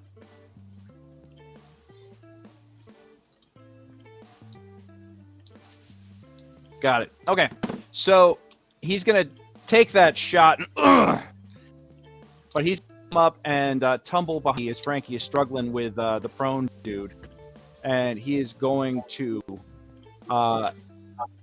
just because the grapple does not mean that he's not incapacitated. That's So true. sneak attack applies. Yep. But can't really. Yeah, he's gonna have to hit me first, though. Yeah. You know what the problem trying to hit a turtle from behind is, right? The shell. Yeah, it's really. So yeah, the 16 won't break through. Will not. Damn. Hey, Greg, I got a question for you. All right. Now kind of like shocked and surprised, and it's just like, well, shit. Paul, what's up? Yeah, will a 16 hit any of the other bad guys? What's that? Will a 16? You're Will a 16 hit any of the bad guys? Will a 16? What are you trying to roll? Well, I'm just saying, if Vicki wants to show you how bad she is as a rune knight, she can redirect that 16 at any of the other enemy players. The guy that Frankie is 16 would actually hit the guy that Frankie is dragging. Do you want to do that, or do you want to hold off? I mean, I think there's plenty of people to fight, so I'm fine with that. think I mean, broke let me tell you, if that 16 goes through. No. I'm just lagging. I'm bad right now. It's cutting everything in and out. I'm sorry. I've lost most camera feeds and everything else. I'm going to turn off the music because I think that's eating up a lot of bandwidth. Okay, now I could see everybody moving again. Just to clarify, I don't know what you guys heard and what you didn't because everything stopped for a second. This guy's AC is 16. So if you want to transfer that hit with the Rune Knight, you can, and you would probably one-shot him at this point. Cloud Rune. Yeah. Yes. Yeah, sorry. Do you want to? I would like to do that, please. Okay, so 16. I'm going to actually roll the sneak attack too because it would have been a successful sneak attack on that. That'll be 4d6. I only do 14. So I deal 9 plus 14. That's 23 damage. And then I have to make a con save versus poison. Half as much damage on a successful one. So now he's got a... All right. DC 15 con save. Well, he makes the save, but he's still... So he takes 12. 23 and 12. That's 35 damage. He's got 39 hit points. He's down to 4 hit points. Yeah. In one Which shot... guy was this? This was the dude that Frankie is dragging. Frankie, you guys one-shotted him and nearly killed him. Yeah. All right, that's it for the assassin. Vicki. I'm still not in the turn order for some reason. Oh, no, pardon me. It is Frankie. So, Frankie, I do see you in my turn order on the app. It's just not showing up. It wiped everybody in the turn order on the fucking Roll20 again. All right. Hey, Vicki, you want to know something cool? What? If somebody is prone and they are right next to you, then you do not have disadvantage when attacking with a ranged weapon. So I'm going to turn around and I'm going to use a reckless attack against Orange here. Okay. So I will have advantage on this attack to hit him with my scimitar. Frankie knows how to party. Yep. So that's a 24. Damn. And it's just 7 slashing damage plus my rage. What is my rage damage? I always forget this. Let's see. Isn't it just plus 2 melee damage? Oh, that might be with the plus 2. It is not. That's just with what? Why is this only with the? Oh, is it rolling at his? Is it rolling at his finesse? Because that would be stupid. That would be a stupid thing. Yep. Because it's rolling it with the stupid finesse. Whatever. Anyway, I get that plus the 2 damage. So 9 total. Okay, so 9 total, and but he's going to get advantage on the attack against you next round. Sure is, and in fact, I'm now going to walk this guy over 15 feet, so he'll get an attack of opportunity right now. And Green will be at the feet of Vicki. Got it. So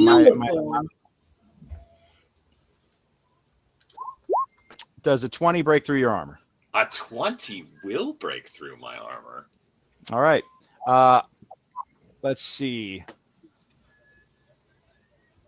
Okay, I've already dealt the sneak attack, so I can't do the sneak attack damage, but you're going to take 7 piercing, and I need you to make a con save, DC 15. I'll take 3 piercing because of my resistance due to... due to rage. Yep, and then my con save. Just making sure, features and traits, anything else? Nope, just regular old con save. Con save. Yep. 12. Didn't quite get it. Oh, well, I fell down dead. Yeah. So you so basically you turn, you smack the guy, and then you turn and start dragging the guy this poor fighter away. And you just feel like this little zit right across like your exposed flesh, and you kind of shrug it off for a second. And then you just hear the guy laugh, and everything gets dizzy and then fades to black all of a sudden, and you just go unconscious. Frankie! When I wake up, I'm going to be so pissed. Yep. Family. Yeah. Now that's just straight damage poison. It doesn't actually confer the poisoned effect, at least. Oh, well, then I but- don't need to cast protection from poison on him then. Well, yeah. I mean, at this point, it's a little late for that. So, okay.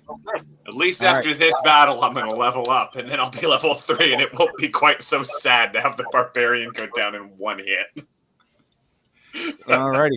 Well, Vicki. But yeah, since he got me, I did not end up moving Green over that direction. All right. So he's gonna. Yeah. So Green is just gonna sit there. Vicki, you're up.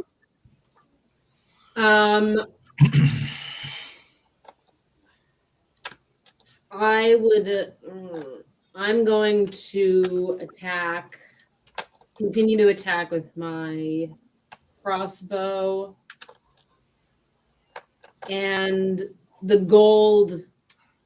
Assassin? Yeah, the assassin's the one I attacked earlier. Okay. Between the gold and the green, which has the lower hit points. Green's got the lowest hit points by like a lot. Yeah, it's only a couple. Then How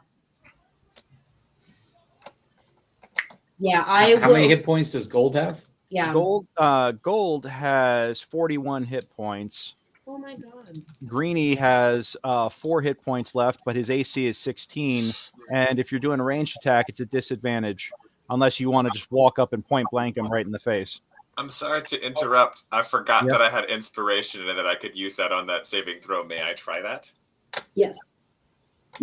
I mean, I will. You know what? I think in the sense that I will step back from my turn. I'm not. It is a little late for that at this point. All right, I'll keep it in mind for next. Sorry time. about that. Keep it in your pocket. Yeah. Yeah. All right. So yeah, Vicki, what do you? Which guy do you want to plink at?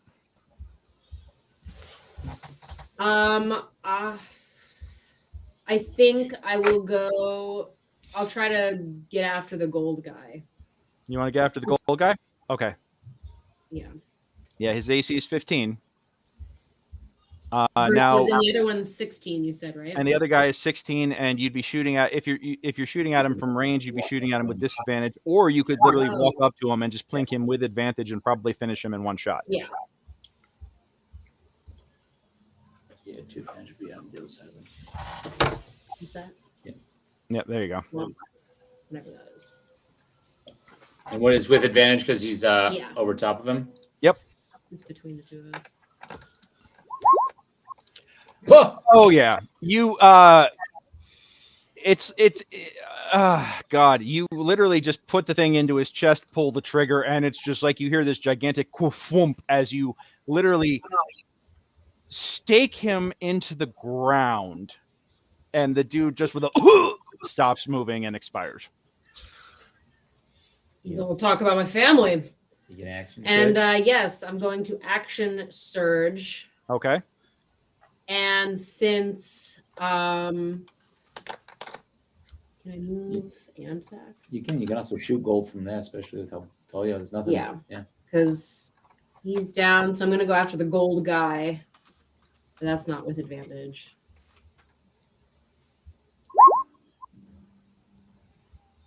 All right, so you're taking your interaction action to reload immediately. All right.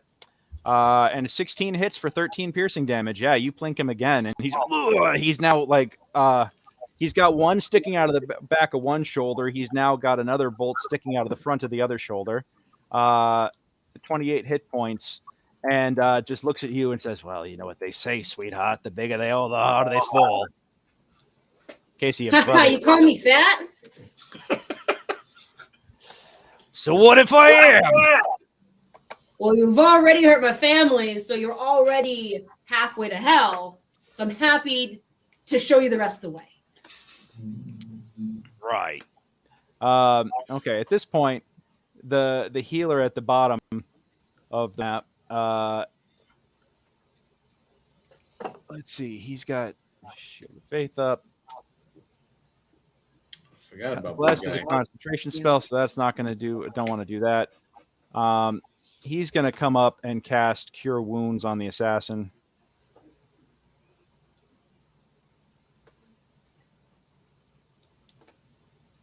No, I actually want you to roll it, please. There we go. D8 plus spellcasting modifier.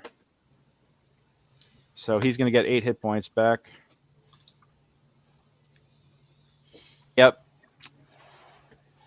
There you go, Fredo. Thank you. Good to see you earning your keep. Barnaby.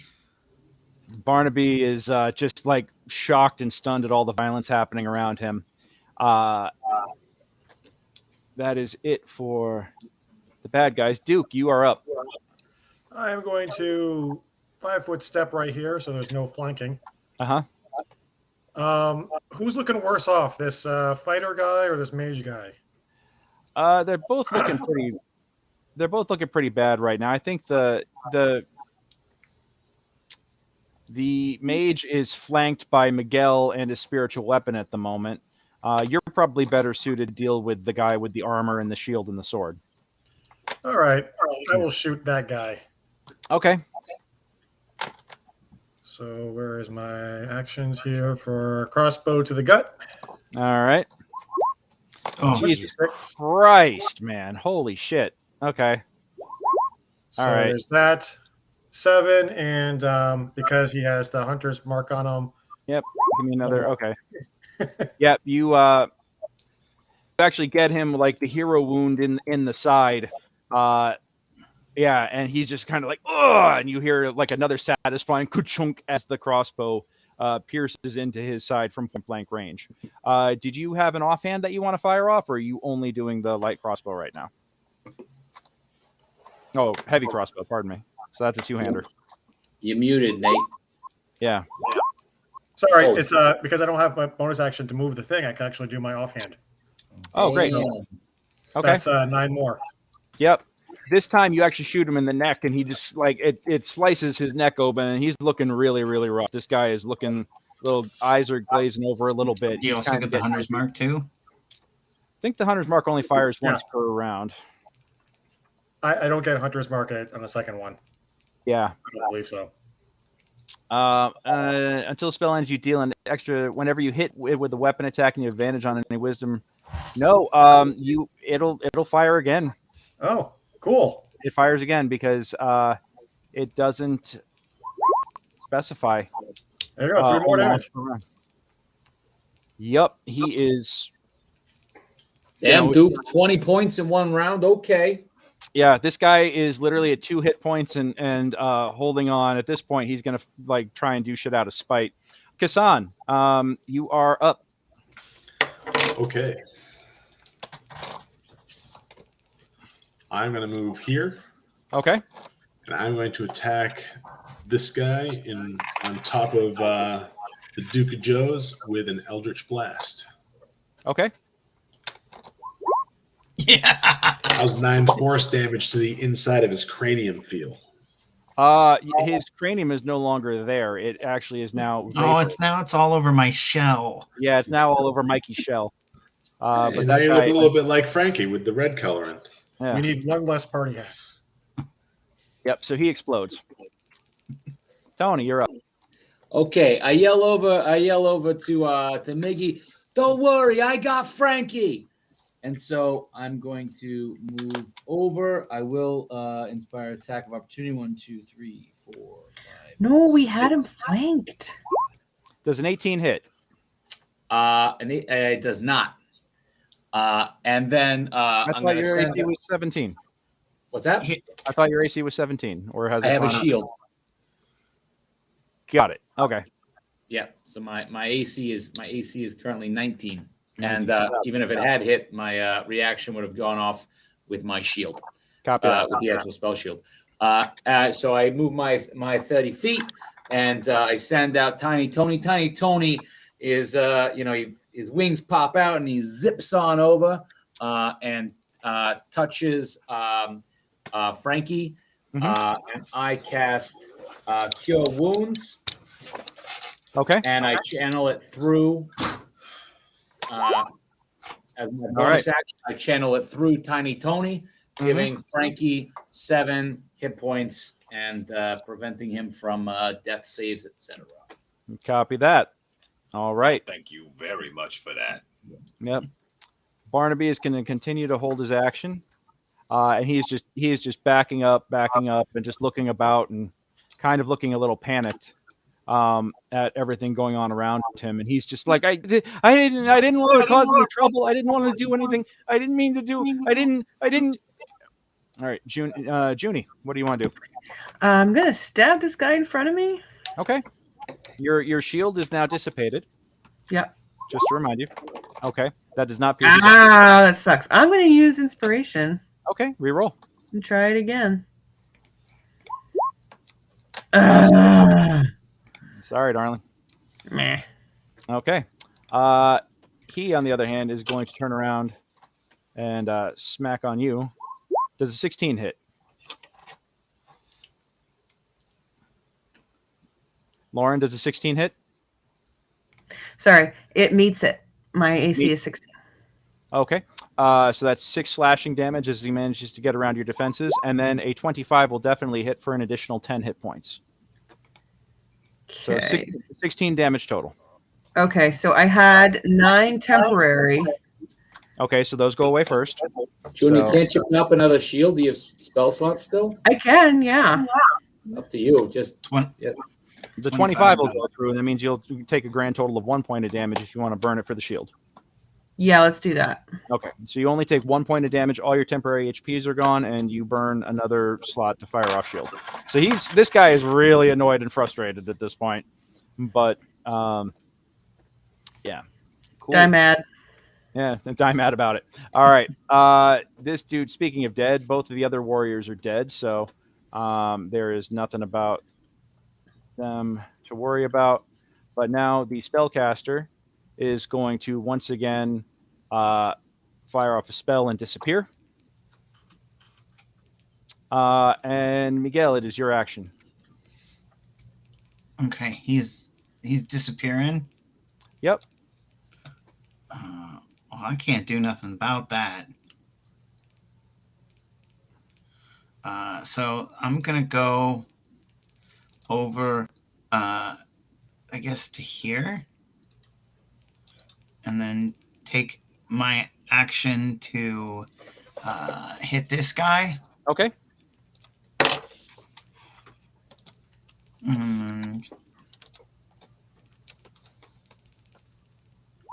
16 hit him. 16 meets it. Yep. All right. So he takes 3. Okay. And then I use my bonus action to move over my spiritual weapon to here. And then then I'm gonna hit him with that, which is so it's going to be at this. It's plus, it's gonna be 10, not enough. Yeah, not gonna be enough to enough to pierce the armor, but definitely keeping him on his toes. Mm-hmm. All righty, that's it for Miggy. Now it's the assassin dude. Assassin doesn't realize that Frankie is conscious again, but he's going to maneuver around and come up swinging on Vicki. Does not get advantage. Let's go. Yeah, does not going to get advantage on that. So that is 14 is not going to hit, and the 15 is not going to beat the AC at 21. Oh my god! All right, your AC is currently 21, correct, Vicki? Correct. All right. With the Yep. Between Tortle's level are just tanks. I think your AC right now, I think, is 17. 17? Because you got a crossbow out. Oh, that's right. You don't have your short shield out. You have crossbow. Yeah. So, Maybe 19. Yeah. Without. So, but still, a 15 is not going to beat you. Yeah. All right. So multi-attack doesn't work. He can't seem to find a good way to, he's bouncing like his swords off of your inner shell, but can't find a soft spot with any sort of purchase or anything like that. And you're just kind of like, oh, you're so cute. Frankie, you are conscious again. Step 1, rage. Step 2, stand up. Okay. Step 3, reckless attack. So I have advantage on my attacks. Step 4, I am going to do a disarm with this stupid short sword with all the poison. Okay. There's 2 of them. He's got 1 each hand, so. All right. Here's this. 22. He makes an opposed athletics to that. All right. Yeah, no disarm there. Let's see. That's a 17. Any better on that? Nope. Dang, man. What the one thing? Wait, hold on. That's a dexterity roll right there. Not that it's going to matter. Well, actually, it might. What's his athletics? Because I don't think he gets. I think with disarm you have to do athletics. I might be wrong. I hope so. It's still Creature can use. Hold on a second. No, you can use acrobatics against a disarm. Yep.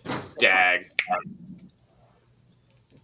Yep. So he manages to hold on, but you could still hit him for the damage. Or no, was that directly against his? Nope, that's it. That's just his weapon. Nothing else happens other than that. Got it. So yeah, with a nat 20, I managed to hold on to my sword, and he's like, Yep. It's literally the only thing that could have gone wrong there. Wait, except for the fact that I am flanking right now, and should that not give me a +2? No, it's just advantage on attacks. Oh, our house rule here is that it's advantage. Yeah. Got it. Okay. Never mind. It doesn't do me a damn thing. That's it. That's the end of my turn. I felt very clever, but it didn't work. Hey, you know what? Sometimes the dice just go nope, but it was worth a shot. So good on you for trying. All right. So that's it for Frankie. Vicki.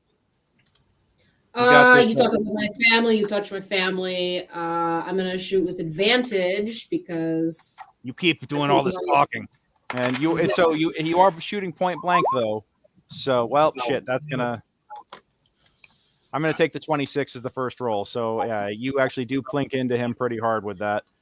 He's gonna take another 9 points of damage. He's got 3 different bolts sticking out of him at this point, and it's not looking great.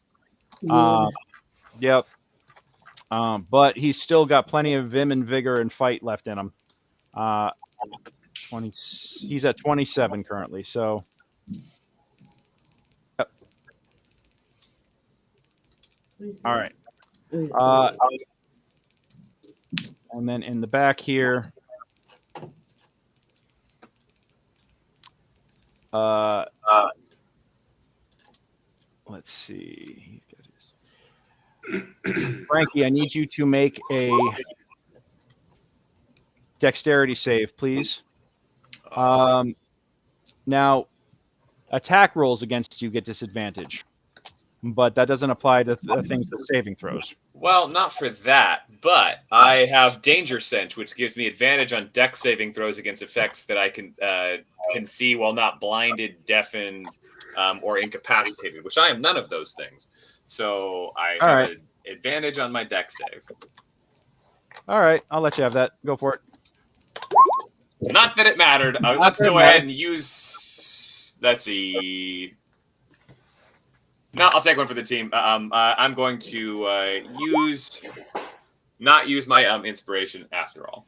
Okay, you're going to take 5 radiant damage from Sacred Flame as the caster calls down fire from the sky to smite at you. All right. All right. I'm burned and I'm still pissed. Yeah, you're still pissed. Duke, it is your action. What do you want to do? All right, I'm going to move my 30 feet. Okay. So that's 10, 20, 30. Uh-huh. And I'm about range to hit this healer, aren't I? Yeah, I would say so, sure.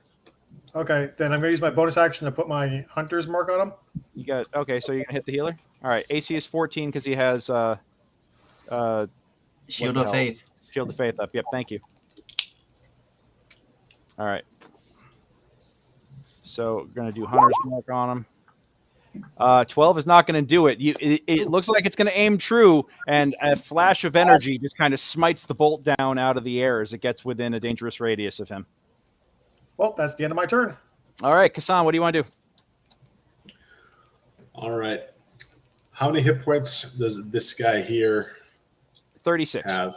36. Okay. I'm going to use my bonus action to hex him. Okay. All right. So if I hit him, it's going to deal some extra damage of the necrotic variety. I am going to run in and attack. Okay. Landing here. Does Miggy's spectral I have to weapon make a give save me? against Hex, right?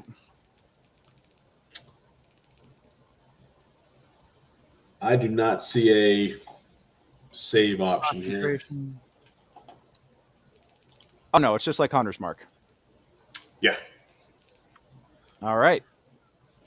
Cool. All right. So, second question was, does the spiritual weapon give me advantage on my attack here? I'll say so. All right. Here comes the quarterstaff. 16 hits. 16 hits. All right. So that's going to be 9 damage plus the necrotic. So yeah, give me a D6 on that. All right. 1. Eat that 1 point of. All right. Well, hey man, it burns just a little bit extra. And then some Polearm Master follow-up attack action. Oh god damn it! Yeah, that's not gonna work. Do I have advantage because of flanking? Yes. All right, so Yep. Still doesn't not matter. gonna. Okay. Not gonna hammer that time. That's We're my good. turn. You might need to refresh your because you're still rolling identical, which shouldn't be happening for your damage. That's happened 3 times now. Oh You yeah. rolled look at that. identical for your one-handed and two-handed. That might be a bug with your thing. Tony, I will you're up. reload. Okay, I'm gonna be the little healing ambulance. Drive by, doing a little drive-by healing as I move by Frankie. Actually, once I get to about here, because I'm in 15, my little heal bot on my back pops off to give Vicki and Frankie 5 temp HPs. And then I'm going to keep moving. So that's at 20. I'm going to touch Frankie with another heal as I'm moving by him. So that's going to give him, going to touch him, casting Cure Wounds. So that'll give him Thank 10. you very much for that. And then I am going to start. I'm going to move another 10 feet down towards this healer to try and make him fill his pants with poop. All right, so you're gonna start moving at the healer. Got it. Yeah. I'm like, hey, I want a word with you. Hey, you guys. All right. In that case, let's see. Who's next? Barnaby is next. Barnaby isn't going to do anything because he's now incredibly upset at all the violence. Just doesn't understand why anybody's like doing anything to ruin his party, and doesn't understand why people are why scary people are doing scary things in the middle of town. With almost like a childlike innocence about him. Junie, it is your action. All right. So is this guy in front of me flanked now? Yes. Does that mean I get advantage if I stab him? If you want to try stabbing him, go for it. I'm gonna do it. AC 16. AC 16.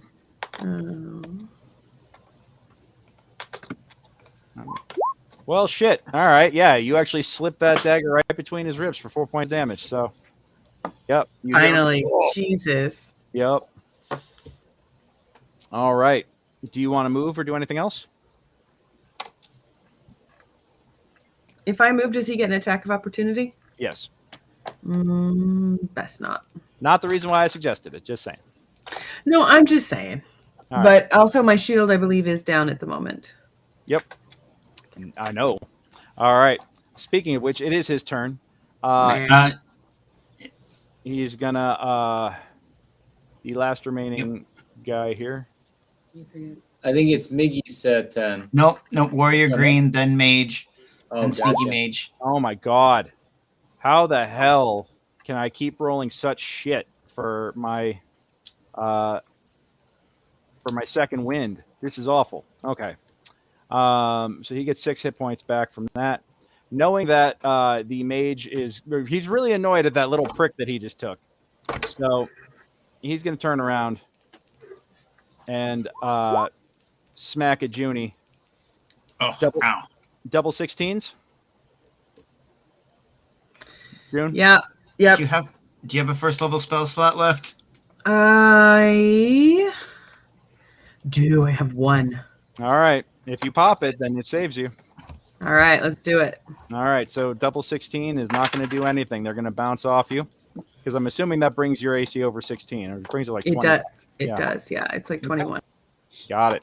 All right. So yes, once again, my guy is utterly useless at this point. The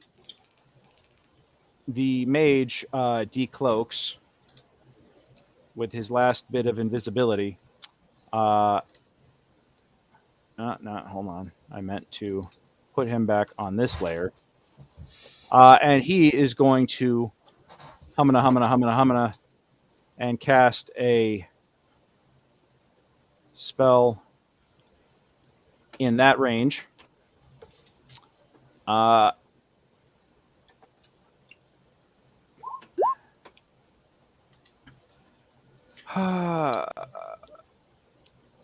all out of second level spell slots, so you're welcome.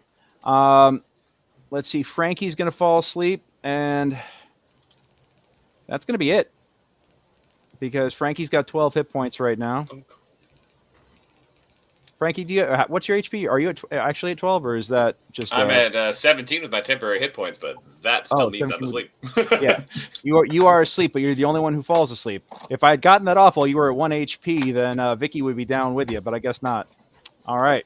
So yeah, Frankie falls asleep, and the mage I'm doing kind my of job. I'm tanking. looks at this and is like, that should have done a lot more than it did, and he's not terribly thrilled at this. All right, that's it for the mage. And Miguel, you are up. Okay. Fuck. Too far. I'm trapped here in this fight. I don't like it.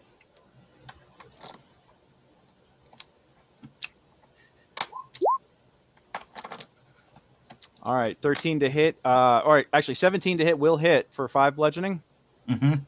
All right, so that drops him to 23 hit points.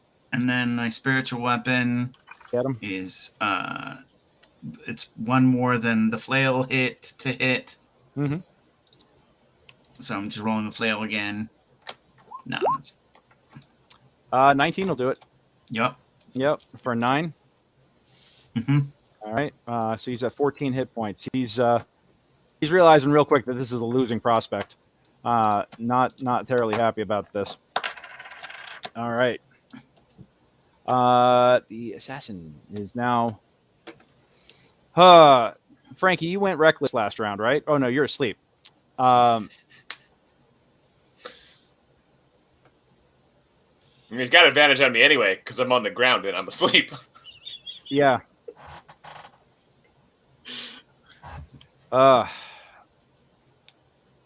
He is going to go over here. Well, he's going to step out of the range, but actually, what is your reach right now, Vicki? Is your range still 10 feet or is it 5 feet? I'm just trying to see if I know. I think it's. It should stay the same unless she's got a pole arm. Okay, Yeah. Got it. All right, he's going to basically drop down, or he's going to hold his swords over Frankie, and he says, surrender or your brother is turtle soup. You don't want to do that, my guy. Well, Vicki, technically you got an attack of opportunity when you moved out of the attack range. Yeah. So you can pop off on him real quick as he's moving. Hey. Sorry. Yes. Okay.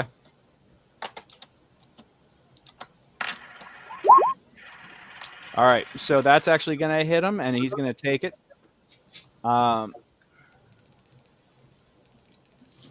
Good boy. So he's gonna take it in the shoulder again. He's at 18 hit points. He's looking pretty desperate, but he still manages to step away, and he's got a ready to action to attack Frankie who's prone and asleep right now. So unless on your action, if you guys don't surrender totally, he's going to attack. Frankie, it is your turn. You are asleep. So Vicki, what are you going to do?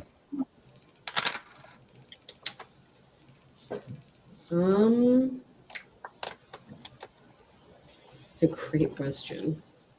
I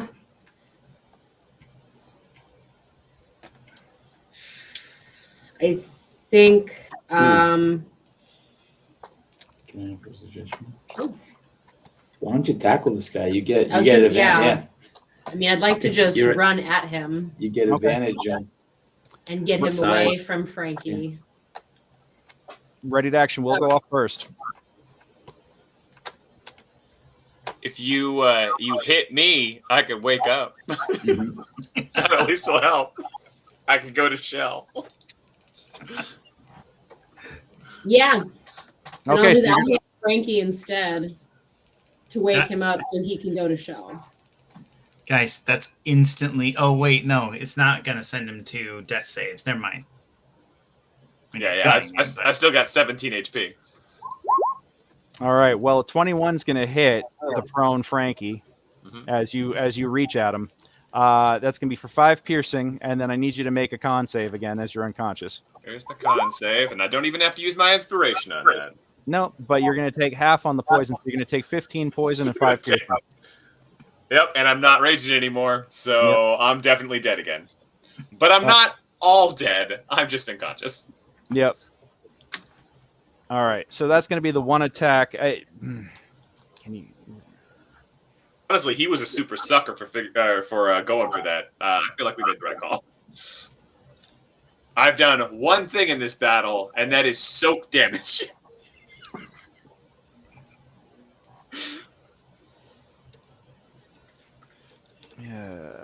On your okay, so he can only take one. He takes the one attack.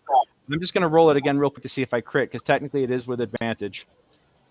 I do not crit, but yeah. So yeah, you are unconscious again, and he just kind of like barks and laughs loudly at you as you go to kick him. And so now, Vicki, you were going to try and wake up Frankie, right? Yes. Okay. So yeah, you kind of kick him as he's unconscious. Yeah. Yeah. All right. So I'm going to put you right up on him. And that'll do that. This healer guy is going to fire off a burn. Not that. He's going to do right. I got to hit the right guy here. He's going to drop a sacred flame on Tony. Tony, I need you to make a dex save, please. Okay. DC 15, I want to say. Well, that's not going to do. So you're going to take 9 points of flame damage. So there go my temp HPs. Yep. And then he's going to 1, 2, 3, 4, 5, 6. He's going to try just moving backwards. All right. That's it for that guy.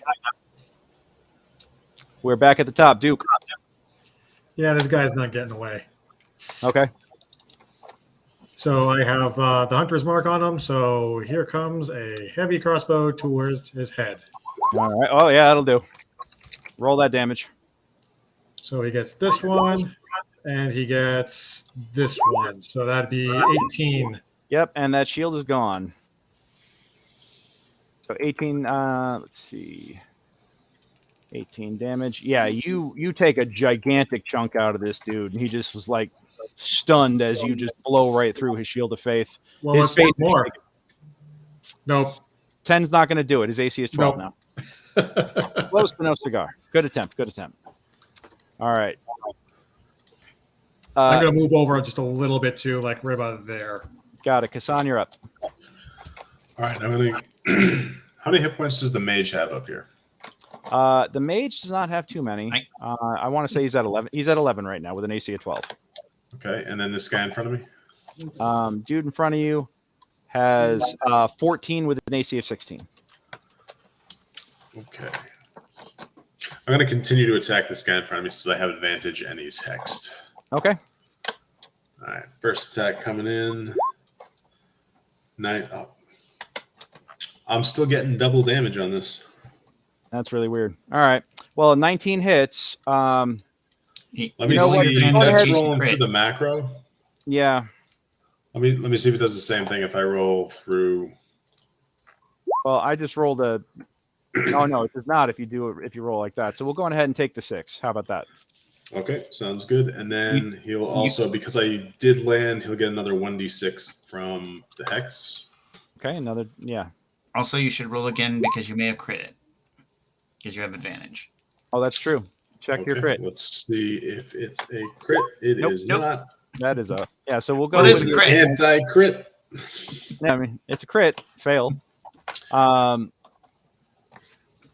right, okay. And let me follow up with my polearm master attack. That is 12 not a hit. Okay. Nope, 16 or better. That's my turn. But you actually have advantage on the oh yeah, that's right. That should be polearm attack. Yeah. How about a 20 instead? All right, roll that damage. All right, here we go. My hex weapon. Get him. Okay, 4 damage. That's enough to finish him. Nice. Yep. That means bonus action. My hex is going to move to the caster up here. Got it. All right. That is my turn. All right, Tony. I go up to my brother's feet. I hit him with. I slap him. I say, "Hey, quit lollygagging on the job." Hit him for 11 points of healing, and fire off my my Eldritch cannon for the protection cannon. Pop him for myself, Vicki, and him. Nice. 10 temporary hit points each, and then I back. Actually, I'm going to start charging towards that wizard. So 1, 2, 3, 4. And, yeah, 4.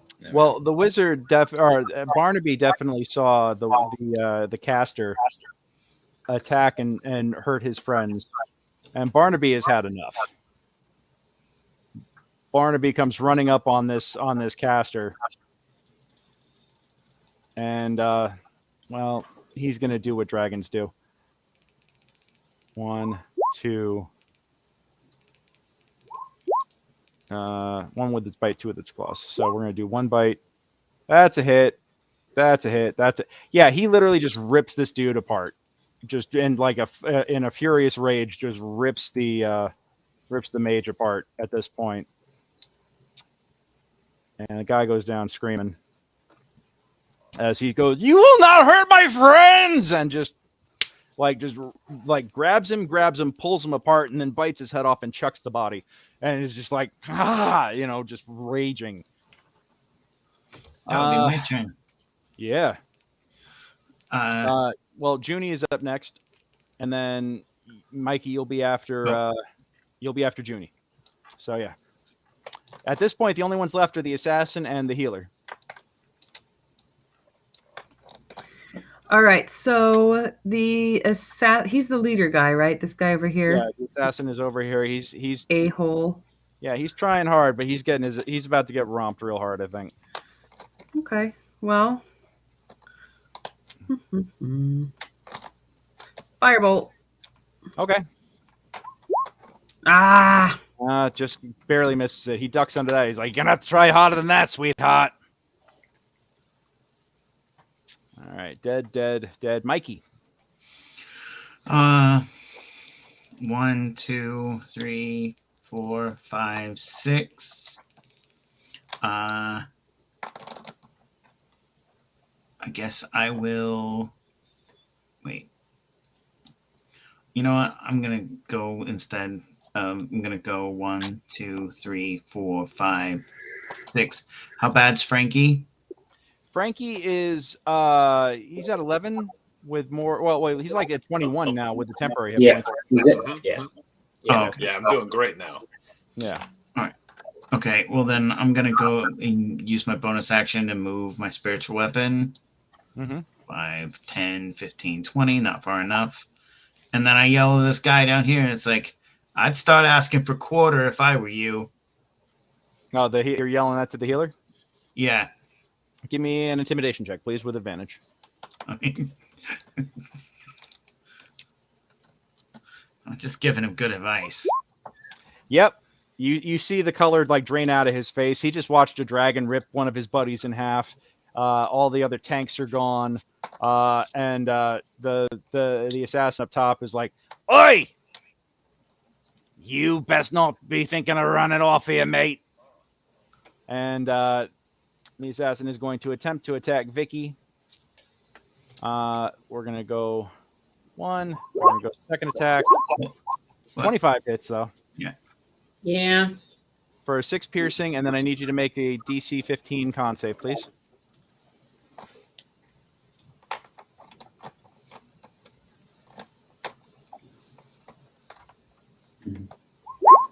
Yes. All right, so you only take 12. You only take 12 poison with the 6 piercing for a total of 18 damage. It's a total of 8. Yep. All right. Yeah, so he sticks you real good. He's like, "Oh, burns, don't it?" Frankie. I'm going to get up and step over this way. What? He sees you getting up and moving, and he's like, "Oh, what? What? Ew." You can't keep a good turtle down. Yeah. Now that we are using our advantage here, I don't have to worry about the fact that I can't rage no more. And I am going to, once again, disarm this dude of his stupid poison swords. All right, go for it. Stupid poison swords. Advantage. Advantage there. 24. Yep, his sword goes bye-bye. Think, and it's like sinks into the wall of the early grave. Oh, sweet. I only have to use my item interact. All right, now I'm going to use my secondary attack to do the exact same damn thing to his other stupid poison sword. All right. I'm going to use my inspiration on that because I'm pissed. All right. It's player raging. Yeah, well, I botched, so the other one goes. Okay. Yeah. So, no more swords for him. Hold on.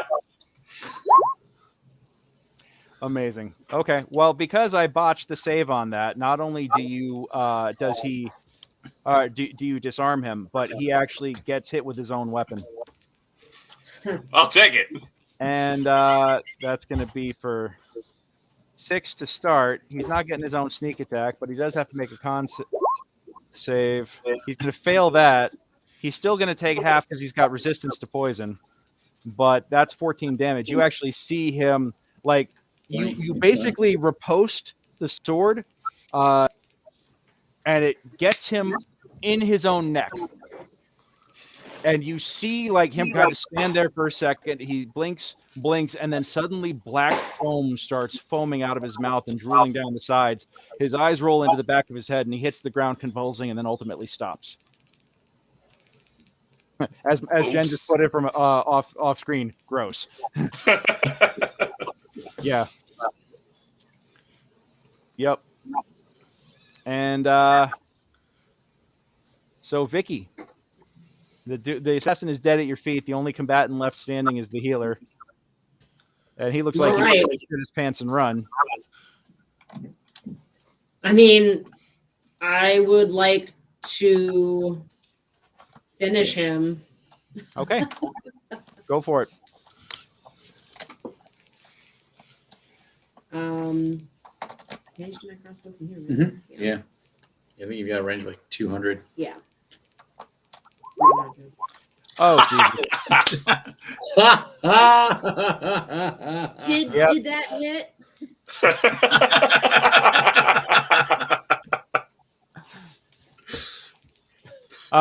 Yeah, well put there, Nat. Well put. All right. Green for a good thing. Yeah. he turns tail to run, and you just draw a bead, and like almost like Hawkeye with the no look, you just fire it off, and you don't even look, but you suddenly just hear the sound of what is akin to a pumpkin exploding, as you know, just, and then a second later you hear a thud. Talk about my family. Talk about my family. You don't talk about my family. I told you should have called for quarter. All right. At this point, Barnaby just looks about and is just like, I didn't mean to cause trouble. I'm so sorry. I didn't mean it. I didn't mean it, guys. No, Barnaby. They were bad guys. It is not your fault. They tried to hurt you. They tried to hurt my friends, and I don't want them to hurt my friends. It is not your fault that these guys did not want to have a nice party with the rest of us. But they chose to attack. But I'm going to be honest with you, Barnaby. Do you mind if I be honest? Oh, okay. This is not a nice neighborhood. There's not very many nice people here. There's some pretty dangerous folks come down here. Okay. Hey, but you know what, guys? A lot of people say that about the shore. They always is telling us, oh, this is not a nice neighborhood. Nobody wants to be here. But you know what? We're from there. And if you want to be from here, then it's your responsibility to make sure it's a safe place. You know what I'm saying? No. Yeah. Actually, where I come from, this would be considered a great party. The mean streets of Ipswich. So at this point, Bolo sticks his head back out, and Mazes comes out with a bunch of banners and bunting and other things, and Billworth comes out with a whole bunch of party hats, and they all kind of look around and they see like the chaos, and it's like the Donald Glover gif as he's coming in with the pizzas, and they're all kind of like, is there still gonna be a party? Oh yeah. Oh yeah. Hell yeah. Yeah. We gotta celebrate Barnaby. These were just party poopers that we didn't want them to poop on the party, so Well, We pooped the party poopers. Yeah, they tried to poop on the potty, and we were like, "No, you take that shit elsewhere." well, you guys, you with the puns. An assassin's bolt strikes from out of nowhere for critical poison damage, instant death. Okay, no, they look about, and Barnaby says, "Well, you're not just my friends. You saved me. You protected me from bad guys. You're not just friends. You're family. Thank you." Hey, Barnaby, you know you can always call on us, the Tortletonis. We're all Tortletonis now, even you. Barnaby Tortletoni. I like that. And he comes up and he kind of just like walks right up to Miggy and says, I like you best. And wraps his wings around you and just gives you a big old hug. I start crying. Oh. Well, yeah. Happy birthday, Barnaby. Thank you. Happy non-birthday to you, buddy. And at that point, the Zaz come out of the oven. The bodies are cleaned up. And a party is held in Barnaby's honor with his family that night. But he does agree that this is an unsafe place, and he thinks that perhaps he should maybe not consider moving on to look for his friends that he doesn't think were necessarily his friends anymore. But he does think that it might be safer for him to go elsewhere. But he does know that wherever he goes, he'll take the name of Tortletoni proudly with him. So One the thing, next day, Barnaby, you gotta know is that sometimes people can be jerks. They're trying to do something they think is funny, and they don't realize that it can hurt someone. You know, like telling them that there's going to be a party where there's not going to be no party. That's a wrong thing to do, and They may not know that now, but eventually, and I'm sure people know this. People know what I'm talking about. That when you do something wrong and you try and make sure a good party gets thrown for your family and your brother later, that maybe that might be an indication of some sort of sorrow or regret in that regard. Barnaby kind of Don't looks. worry, but now you're a Tortletoni. We would never do that to you or anybody. Isn't that right, Frankie? We would never do that again. That is true. Thank you.